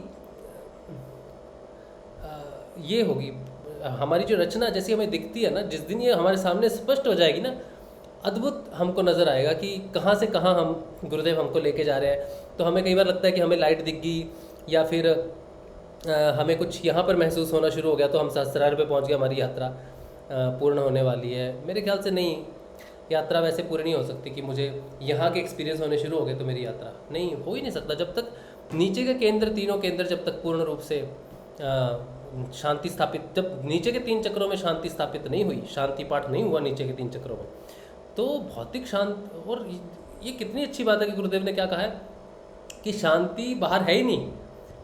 जो भौतिक जगत में हम शांति ढूंढ रहे हैं वो बाहर नहीं है, वो अंदर है, क्योंकि नीचे के 3 चक्र भौतिक जगत है। और जब नीचे के 3 चक्रों में शांति पाठ हो जाएगा, शांति स्थापित हो जाएगी, तब बाहर शांति होगी। तो ये जो बना के बैठे हैं सारे कि मैं बड़ा देश बन जाऊं, या मैं हथियारों से शांति, या मैं ताकत से शांति कर लूँगा, बाहर से होने वाली नहीं है। जब तक वो नाद जो है, वो मंत्र जो है, जब तक वो नाभि में नहीं पहुंचता, जब तक वो मणिपुर को शांत नहीं करता, जब तक वो स्वादिष्ठान मूलाधार को शांत नहीं करता, शांति असंभव है। क्योंकि आध्यात्मिक क्षेत्रों में शांति की जरूरत नहीं है। हृदय चक्र, विशुद्धि चक्र, आज्ञा चक्र, सहस्रार, इसमें शांति की जरूरत ही नहीं है आपको। ये तो अध्यात्म है, इसमें कोई अशांति, यहाँ तक तो कोई अशांति फैला ही नहीं सकता। अशांति सारी की सारी नीचे के चक्रों में फैली हुई है। और ये मैं अपने पर्सनल अनुभव से कह रहा हूँ आपको, लिटरली शांति पाठ मणिपुर चक्र में होता है, और वहाँ से शांति प्रकट होती है, बदलाव होता है। रियली बड़ी स्ट्रॉन्ग चीज़ है नाभि, और बहुत कुछ है वैसे तो नाद की यात्रा बहुत ज़रूरी है। जो जिनको मंत्र सुनता है ना, और जिनको नाद भी सुनता है, वो कृपया करके नाद पे ध्यान दें, कृपया करके नाद पे ध्यान दें, नाद का अनुसंधान करें। नाद को सुनना काफ़ी नहीं है, नाद का अनुसंधान करना ज़रूरी है। उसको गौर से सुन, अनुसंधान का मतलब है गौर से सुनना जरूरी है कि वो है क्या। पकड़ में नहीं आएगा, कोई बात नहीं, क्योंकि वो पकड़ में आ गया तो फिर वहीं रुक जाओगे ना। उसने तो भागना है, और भगा भगा के आपको लेके जाना है सारी जगह पे। तो ये बहुत महत्वपूर्ण चीज़ है, इसके बारे में कभी विशेष बात करेंगे। अभी खोजबीन जारी है, और थोड़ी सी खोज हो जाएगी तब इसके बारे में और डिटेल में बात करेंगे। लेकिन आज के लिए इतना ही काफ़ी है कि आपकी प्रोग्रेस डिपेंड करती है कि आप सबसे नीचे चक्र में हो के नहीं है। ऊपर के चक्र वाली प्रोग्रेस नहीं है, प्रोग्रेस असली नीचे के 3 चक्रों में है। और एक और चीज़ मैं चलो बताता हूँ यहाँ पे, जो आनंद की बात गुरुदेव करते हैं ना कि आनंद में कोश है, या फिर आनंद की अनुभूति, वो गुरुदेव ने एक चर्च में भेजी थी चिट्ठी लिख के कि ये जो आनंद की बात करती है बाइबल, ये आनंद क्या है। तो उन्होंने कटोरे की एक पिक्चर भेजी जिसमें कटोरे हैं और उसमें पानी गिर रहा है उठ के। तो गुरुदेव को उसमें बड़ी हंसी आई कि ये आनंद, ये डेफिनेशन है इनकी आनंद की कि कटोरों से भर भर के गिर रहा है पानी, तो आनंद है। तो गुरुदेव ने सोचा कितना अंधकार है इस देश में कि उनको अध्यात्म पता नहीं कि आनंद क्या है। और इसके बारे में गुरुदेव एक और बात कहते हैं कि लोग कहते हैं बड़े आनंद में है जी, गाड़ी बाड़ी बंगला सब है, और एक चीज़ खिसक गई तो आनंद खिसक गया।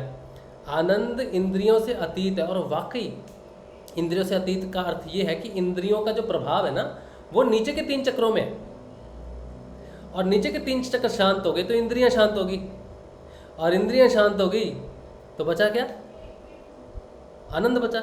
हम सोचते हैं कि हम आनंद की तरफ पहुंचेंगे कि हम, मेरे को दुख नहीं महसूस हो रहा, सुख नहीं महसूस हो रहा, या फिर मैं चाहूँगा कि मैं दुख में ना गिरूँ या मैं दुख ना महसूस करूँ। ये तो बुद्धि की ज़बरदस्ती है आनंद में घुसने की। वो वहीं वो है वहाँ पर, बस हमें पहुँचना है। और हम पहुँच तभी सकते हैं जब हमारे नीचे के तीनों केंद्र शांत हो जाएंगे ना, तब हम पहुँचेंगे आनंद में कोश तक। अब एक बात और याद आती है मुझे वो ये कि गुरुदेव ने कहा कि आनंद, चित्त और सच्चिदानंद, तो कृष्ण को बोलते हैं ना सच्चिदानंद, तो ये तीनों कोश चेतन नहीं हुए। हमारे ऋषि हैं, योगवाल के ऋषि हैं, उन्होंने आनंदमय कोश तक जागृत कर लिया। आज आप समझ जाओ कि अगर योगवाल की बात गुरुदेव ने कही है और कहा कि आनंदमय कोश चेतन कर लिया, तो उनके कौन सी चक्र जागृत हुए?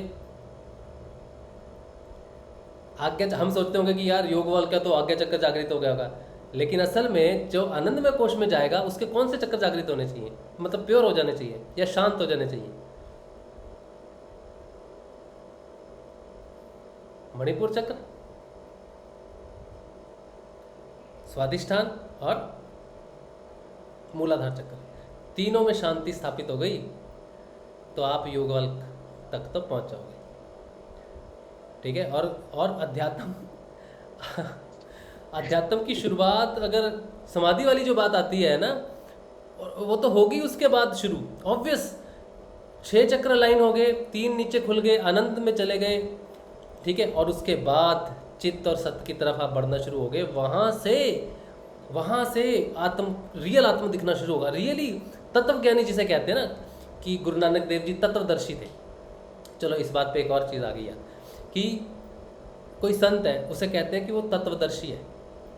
योग बल की बात तो आप समझ गए कि शांति स्थापित कर ली उन्होंने नीचे के 3 केंद्रों में, इसीलिए वो आनंदमय कोश तक पहुंच गए। अब गुरु नानक देव जी की बात करते हैं या फिर और किसी संत की बात करते हैं कि वो तत्वदर्शी संत है, तो इसका अर्थ ये है कि चित्तमय कोश को साध लिया उन्होंने, क्योंकि चित्त महातत्व है।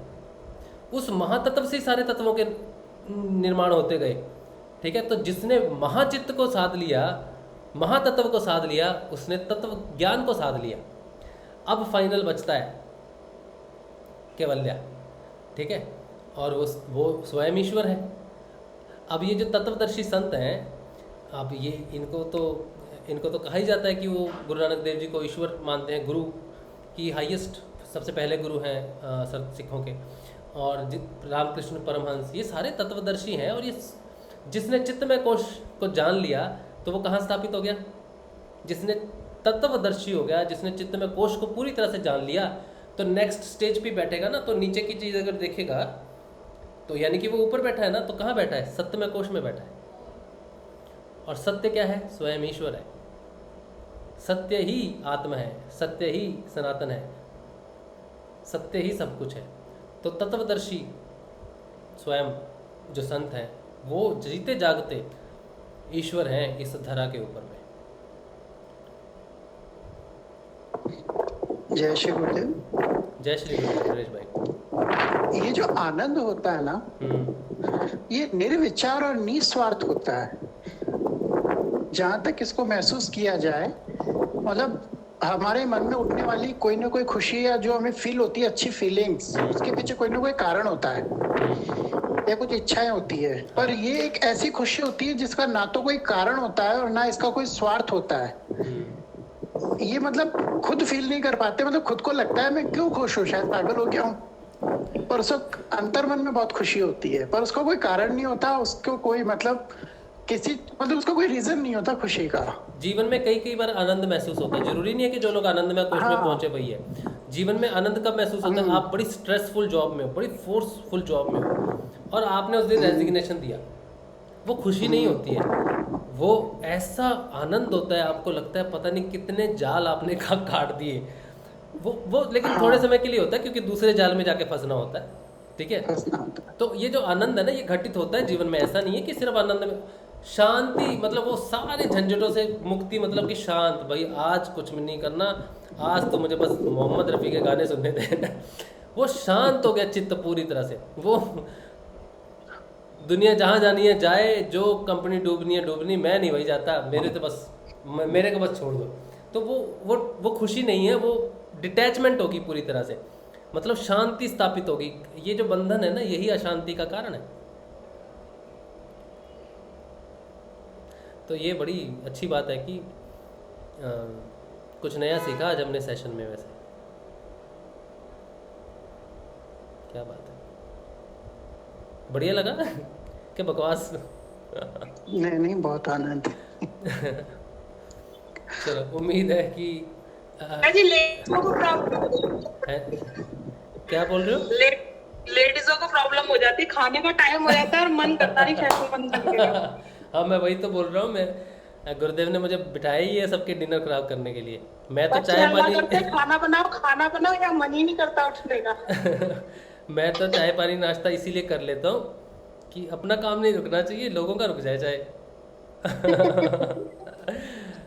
चलो, मैं क्या करें, वो पता नहीं अंदर से निकलती जाती है बातें। भैया जी हमारे घर पे यूँ बोलते हैं, तुम्हारे भैया जी कब जाएंगे? हैं? तुम्हारे भैया जी कब जाएंगे? मैंने कहा मेरे भैया तो वही रहते हैं। जब खाने का टाइम हो जाता है ना तो कहते हैं तुम्हारे भैया कब आया करेंगे। चलो अभी मैं बस 2 मिनट, आज ज़्यादा, मैंने सोचा था 8:30 खत्म हो जाएगा, लेकिन ये सेशन मैं बोलता नहीं है एक्चुअली। अगर मैं बोलता ना तो मेरे कंट्रोल में होता कि 1 ही घंटा सेशन करना है, लेकिन कंट्रोल में ही नहीं है। अब ये जितनी भी बातें कही हैं, ये तो मैंने खुद आज पहली बार, मेरे अंदर वो एक के बाद एक आती जा रही है। मैं क्या करूँ उसको? अगर अभी नहीं बोलूँगा ना तो मैं भूल जाऊँगा, ना मुझे मिलेगा प्रसाद ना आपको मिलेगा। तो इसीलिए अच्छा, मैं बस 2 मिनट में ये YouTube पे देखता हूँ। एक्चुअली बात क्या है भैया जी, ये गुरुदेव ही चाहते हैं कि आप बताओ, क्योंकि हम जैसे लोगों के, मैं कई दिन से सोच रही थी ये पूछूंगी वो पूछूंगी, लेकिन हर सेशन में मेरा जवाब मिल जाता है, फिर मैं शांत रहती हूँ। मैंने कहा मेरा जवाब मिल गया है ना। मैं गुरुदेव से कहती हूँ, गुरुदेव ये बात ऐसे मेरे मन में आ रही है, मैं राजीव भैया से पूछूंगी। फिर मैं राजीव भैया से क्यों पूछूं, मैं गुरुदेव से पूछूंगी, गुरुदेव अपने आप बतवा देंगे। तो मुझे वो जवाब मिल जाता है। मुझे पूछने की जरूरत नहीं पड़ती और वो जवाब मुझे मिल जाता है। आज नाग का जो सेशन हुआ है ना, मुझे लग रहा है जैसे मेरे लिए गुरुदेव ने आज करवाया था, क्योंकि मेरे साथ यही हो रहा है कि नाग जा रहा है लेकिन समझ ही नहीं आ रहा कि मैं क्या पकड़ूं क्या छोड़ूं। और कई बार ऐसा लगता है कि अंदर सुन्नपन हो गया और मैं ही कहीं अंदर जा रही हूँ, ऐसा लगता है। ऐसे अद्भुत है बहुत स्लो हो जाता है, बहुत स्लो। और रात को 11 से 12 बजे तक तो नींद ही नहीं आती। वो एसी में फिर सुनाई नहीं देता, फिर बेचैनी होती है कि अंदर जाओ तो गर्मी लगती है, एसी में रहो तो एसी के आवाज में आवाज नहीं आती। आपको एसी की, हम सोचते हैं कि हमारे घर में पंखे हैं, अगर एसी होता तो नाच सुनने में सुविधा होती है। एसी वालों को भी शिकायत है तो फिर ठीक ही है। यही प्रॉब्लम है। तो फिर हम खामोगा एसी के सपने देख रहे हैं कि हम नाच सुनेंगे जब एसी लग जाएगा, तो अच्छा है नहीं है एसी हमारे पास। नहीं, सपने अपनी जगह हैं, अलग हैं, शांति रहती है। नहीं, हम यही सोच रहे हैं पंखा बहुत आवाज करता है, तो काश, इसलिए नहीं कि हमें हवा भी चाहिए कि नाच सुनने में सुविधा होती है, लेकिन एसी वालों को दिक्कत है, ये पता चल गया हमें। हाँ देखो मैं बोलना नहीं चाह रही थी, लेकिन जब भाई पे बात आई तो मैंने कहा चलो एक बार मैं भी बता दूं मेरे साथ क्या होता है। अब ये एसी वाली प्रॉब्लम थी, वो भी सॉल्व हो गई आपके लिए। होता है, एसी में भी आवाज आती है। अच्छा, चलो जय श्री जय श्री गुरुदेव। अब मैं यूट्यूब पे जय श्री गुरुदेव मैं यूट्यूब पे 2-3 प्रश्न लेता हूँ, फिर हम खाना खाने की छुट्टी करते हैं। रजनी राठौड़ जी जय श्री गुरुदेव। अश्विनी कुमार भाई जय श्री गुरुदेव। रजनी राठौड़ जी कह रहे हैं गुरु भाई प्लीज़ मुझे 40 दिन हो गए हैं पर मुझे ना ध्यान लग रहा है ना कोई योगी क्रिया हो रही है, गुरुदेव से मेरे लिए प्रे करो। आप मुझे जानते नहीं लगता अच्छी तरह से रजनी जी, मैं प्रेयर के तो खिलाफ हूँ। मैं प्रेयर के खास खिलाफ हूँ, मैं स्पेशलाइज्ड हूँ प्रेयर्स के खिलाफ होने के लिए। कोई प्रेयर आपके लिए काम नहीं करेगी, मेरी तो बिल्कुल भी नहीं करेगी, मुझे तो और डांट पड़ जाएगी। और 40 दिन कोई बात नहीं, आप गुरुदेव का नाम जपो, इससे बड़ा कुछ भी नहीं है। कोई क्रिया योगी क्रिया होती है नहीं होती है, कुंडलिनी जागी है नहीं जागी है, कोई फ़र्क नहीं पड़ता उससे। गुरुदेव ने कहा कुछ ध्यान मत दो, बस जो नाम दिया है वो जपो, बस ये आप करते रहो और देखो जरूर बदलाव आएगा, जरूर आएगा बदलाव। इसका काम ही है बदलाव लाना। बिना बदलाव के ये सिद्ध योग एग्जिस्ट ही नहीं कर सकता, इसकी कोई अस्तित्व नहीं है। अगर बदलाव नहीं आता ना सिद्ध योग में तो सिद्ध योग कुछ नहीं है, फालतू ढकोसला है अगर बदलाव नहीं आता तो। गुरुदेव ने साफ कहा है अपने शब्दों में, अगर आंखें बंद करके बैठे हो ना और कोई बदलाव नहीं आ रहा तो दूसरा गुरु ढूंढ लो, खामों का समय व्यर्थ मत करो। साफ उन्होंने कह दिया, इनडायरेक्टली शब्दों में कह दिया कि या तो मैं आपके काम का नहीं या आप मेरे काम के नहीं, या आप इस रास्ते के काम के नहीं। तो 40 दिन कुछ नहीं होते। एक गुरु भाई हैं 7 साल के बाद उन्हें योगी क्रिया हुई, 7 ईयर्स। मैं नहीं चाहता कि 7 ईयर्स आपको लगे, आपको जल्दी हो जाएगी योग क्रिया। बस नियमित ध्यान कीजिए, सेम समय पे हमारे साथ कर लो, सुबह 6:30 बजे, शाम को 6:30 बजे हम नियमित ध्यान करते हैं यूट्यूब पे, और या फिर आप अपना समय चुन के करो, नियमित ध्यान करो और मंत्र जाप ज़्यादा से ज़्यादा करो, तो परिवर्तन आना निश्चित है। सूरज भाई कह रहे हैं कि बहुत सुंदर तत्वदर्शी की जानकारी। हाँ, आनंदमय कोश की जानकारी जो हुई, ये भी तो नहीं है भाई, नहीं तो हमें कहाँ पता था आनंदमय कोश कहाँ है। हम तो ये त्रिपुंड लगाते हैं यहाँ पर, इसको समझते थे ना, लेकिन इसका केंद्र ये तो कंट्रोल है कहाँ, नीचे के 3 चक्रों, है ना। त्रिपिंड को हम सोचते थे कि यही है आनंदमय कोश, यही है, लेकिन आनंद का मतलब है पूर्ण रूप से शांति स्थापित हो जाना, और शांति नीचे के 3 चक्रों में है जो पूरे विश्व में अशांति फैला के रखे हैं, ये जो हमारे सामाजिक चक्र हैं। तो ये मेरे लिए आज बहुत खास रही बात। तत्वदर्शी तो थोड़ा बहुत पहले बता दिया था गुरुदेव ने। अच्छा, आज गुरुदेव से पूछे गए कई सवालों के उत्तर मिले। जय श्री गुरुदेव। हाँ, गुरुदेव से पूछो तो फिर आंसर आ जाएगा। कुछ कहा बहुत कुछ। हाँ, अच्छा, जय श्री गुरुदेव। गुरु भाई, गुरु जी सब कुछ दे देते हैं बिना मांगे, पर मुझे कुछ तबीयत से रिलेटिव प्रॉब्लम है, वो मेरी क्यों नहीं सही हो पाती। रश्मि जी, आप गुरुदेव की तस्वीर को पकड़ो, ज़रूर कुछ ना कुछ परिवर्तन हो रहा होगा अंदर, तो आप उस परिवर्तन को महसूस करने की कोशिश करो। और गुरुदेव की तस्वीर से आप अपने माथे पे लगा लिया करो गुरुदेव की तस्वीर। अगर ज़्यादा परेशानी होती है, बहुत ज़्यादा परेशानी होती है ना, तो मंत्र जपते जपते गुरुदेव की तस्वीर अपने माथे पे लगाओ, ठीक है। उससे भी काफ़ी संतोष मिलता है, रिलीफ मिलता है, क्योंकि ये फ़ोटो जागृत फ़ोटो है। ऐसा लगता है जैसे गुरुदेव को गले से लगा लिया हमने। मैं तो जब बहुत खुश होता हूँ तब इनको पकड़ लेता हूँ, फ़ोटो को पकड़ लेता हूँ। जब बहुत दुखी होता हूँ तो, दुखी तो अब नहीं करते ज़्यादा तो गुरुदेव के साथ चिपक जाता हूँ। वही मुझे सबसे ज़्यादा अच्छा लगता है कि मैं सबसे सिक्योर हूँ। मेरी हर बीमारी का इलाज जो है वो गुरुदेव है, मेरी हर प्रॉब्लम का इलाज गुरुदेव है। तो फ़ोटो से चिपक जाया करो, उससे आपको रिलीफ मिलेगा, मानसिक तौर पर रिलीफ मिलेगा। तो ये आप ट्राई कर सकते हो। और तो अपने पास कुछ भी नहीं है, नाम जाप और ध्यान के सिवा, गुरुदेव की तस्वीर के सिवा अपने पास कोई भी चीज़ नहीं है, ठीक है। चलिए, अच्छा चलिए, अब सेशन जो है वो गुरुदेव को नमस्कार करते हैं, गुरुदेव के शरण में रखते हैं सारा ज्ञान, और सारी चीज़ें उन्हीं की है, उन्हीं के माध्यम से ही सारी चीज़ें कार्य करती हैं। तो जय श्री गुरुदेव। आप सबको नियमित ध्यान जरूर कीजिए सुबह शाम का, जय श्री गुरुदेव। नाम जाप चालू रखिए। जय श्री गुरुदेव, जय श्री गुरुदेव, जय श्री गुरुदेव, जय श्री गुरुदेव, जय श्री गुरुदेव, जय श्री गुरुदेव, जय श्री गुरुदेव, जय श्री गुरुदेव, जय श्री गुरुदेव, जय श्री गुरुदेव, जय श्री गुरुदेव, जय श्री गुरुदेव, जय श्री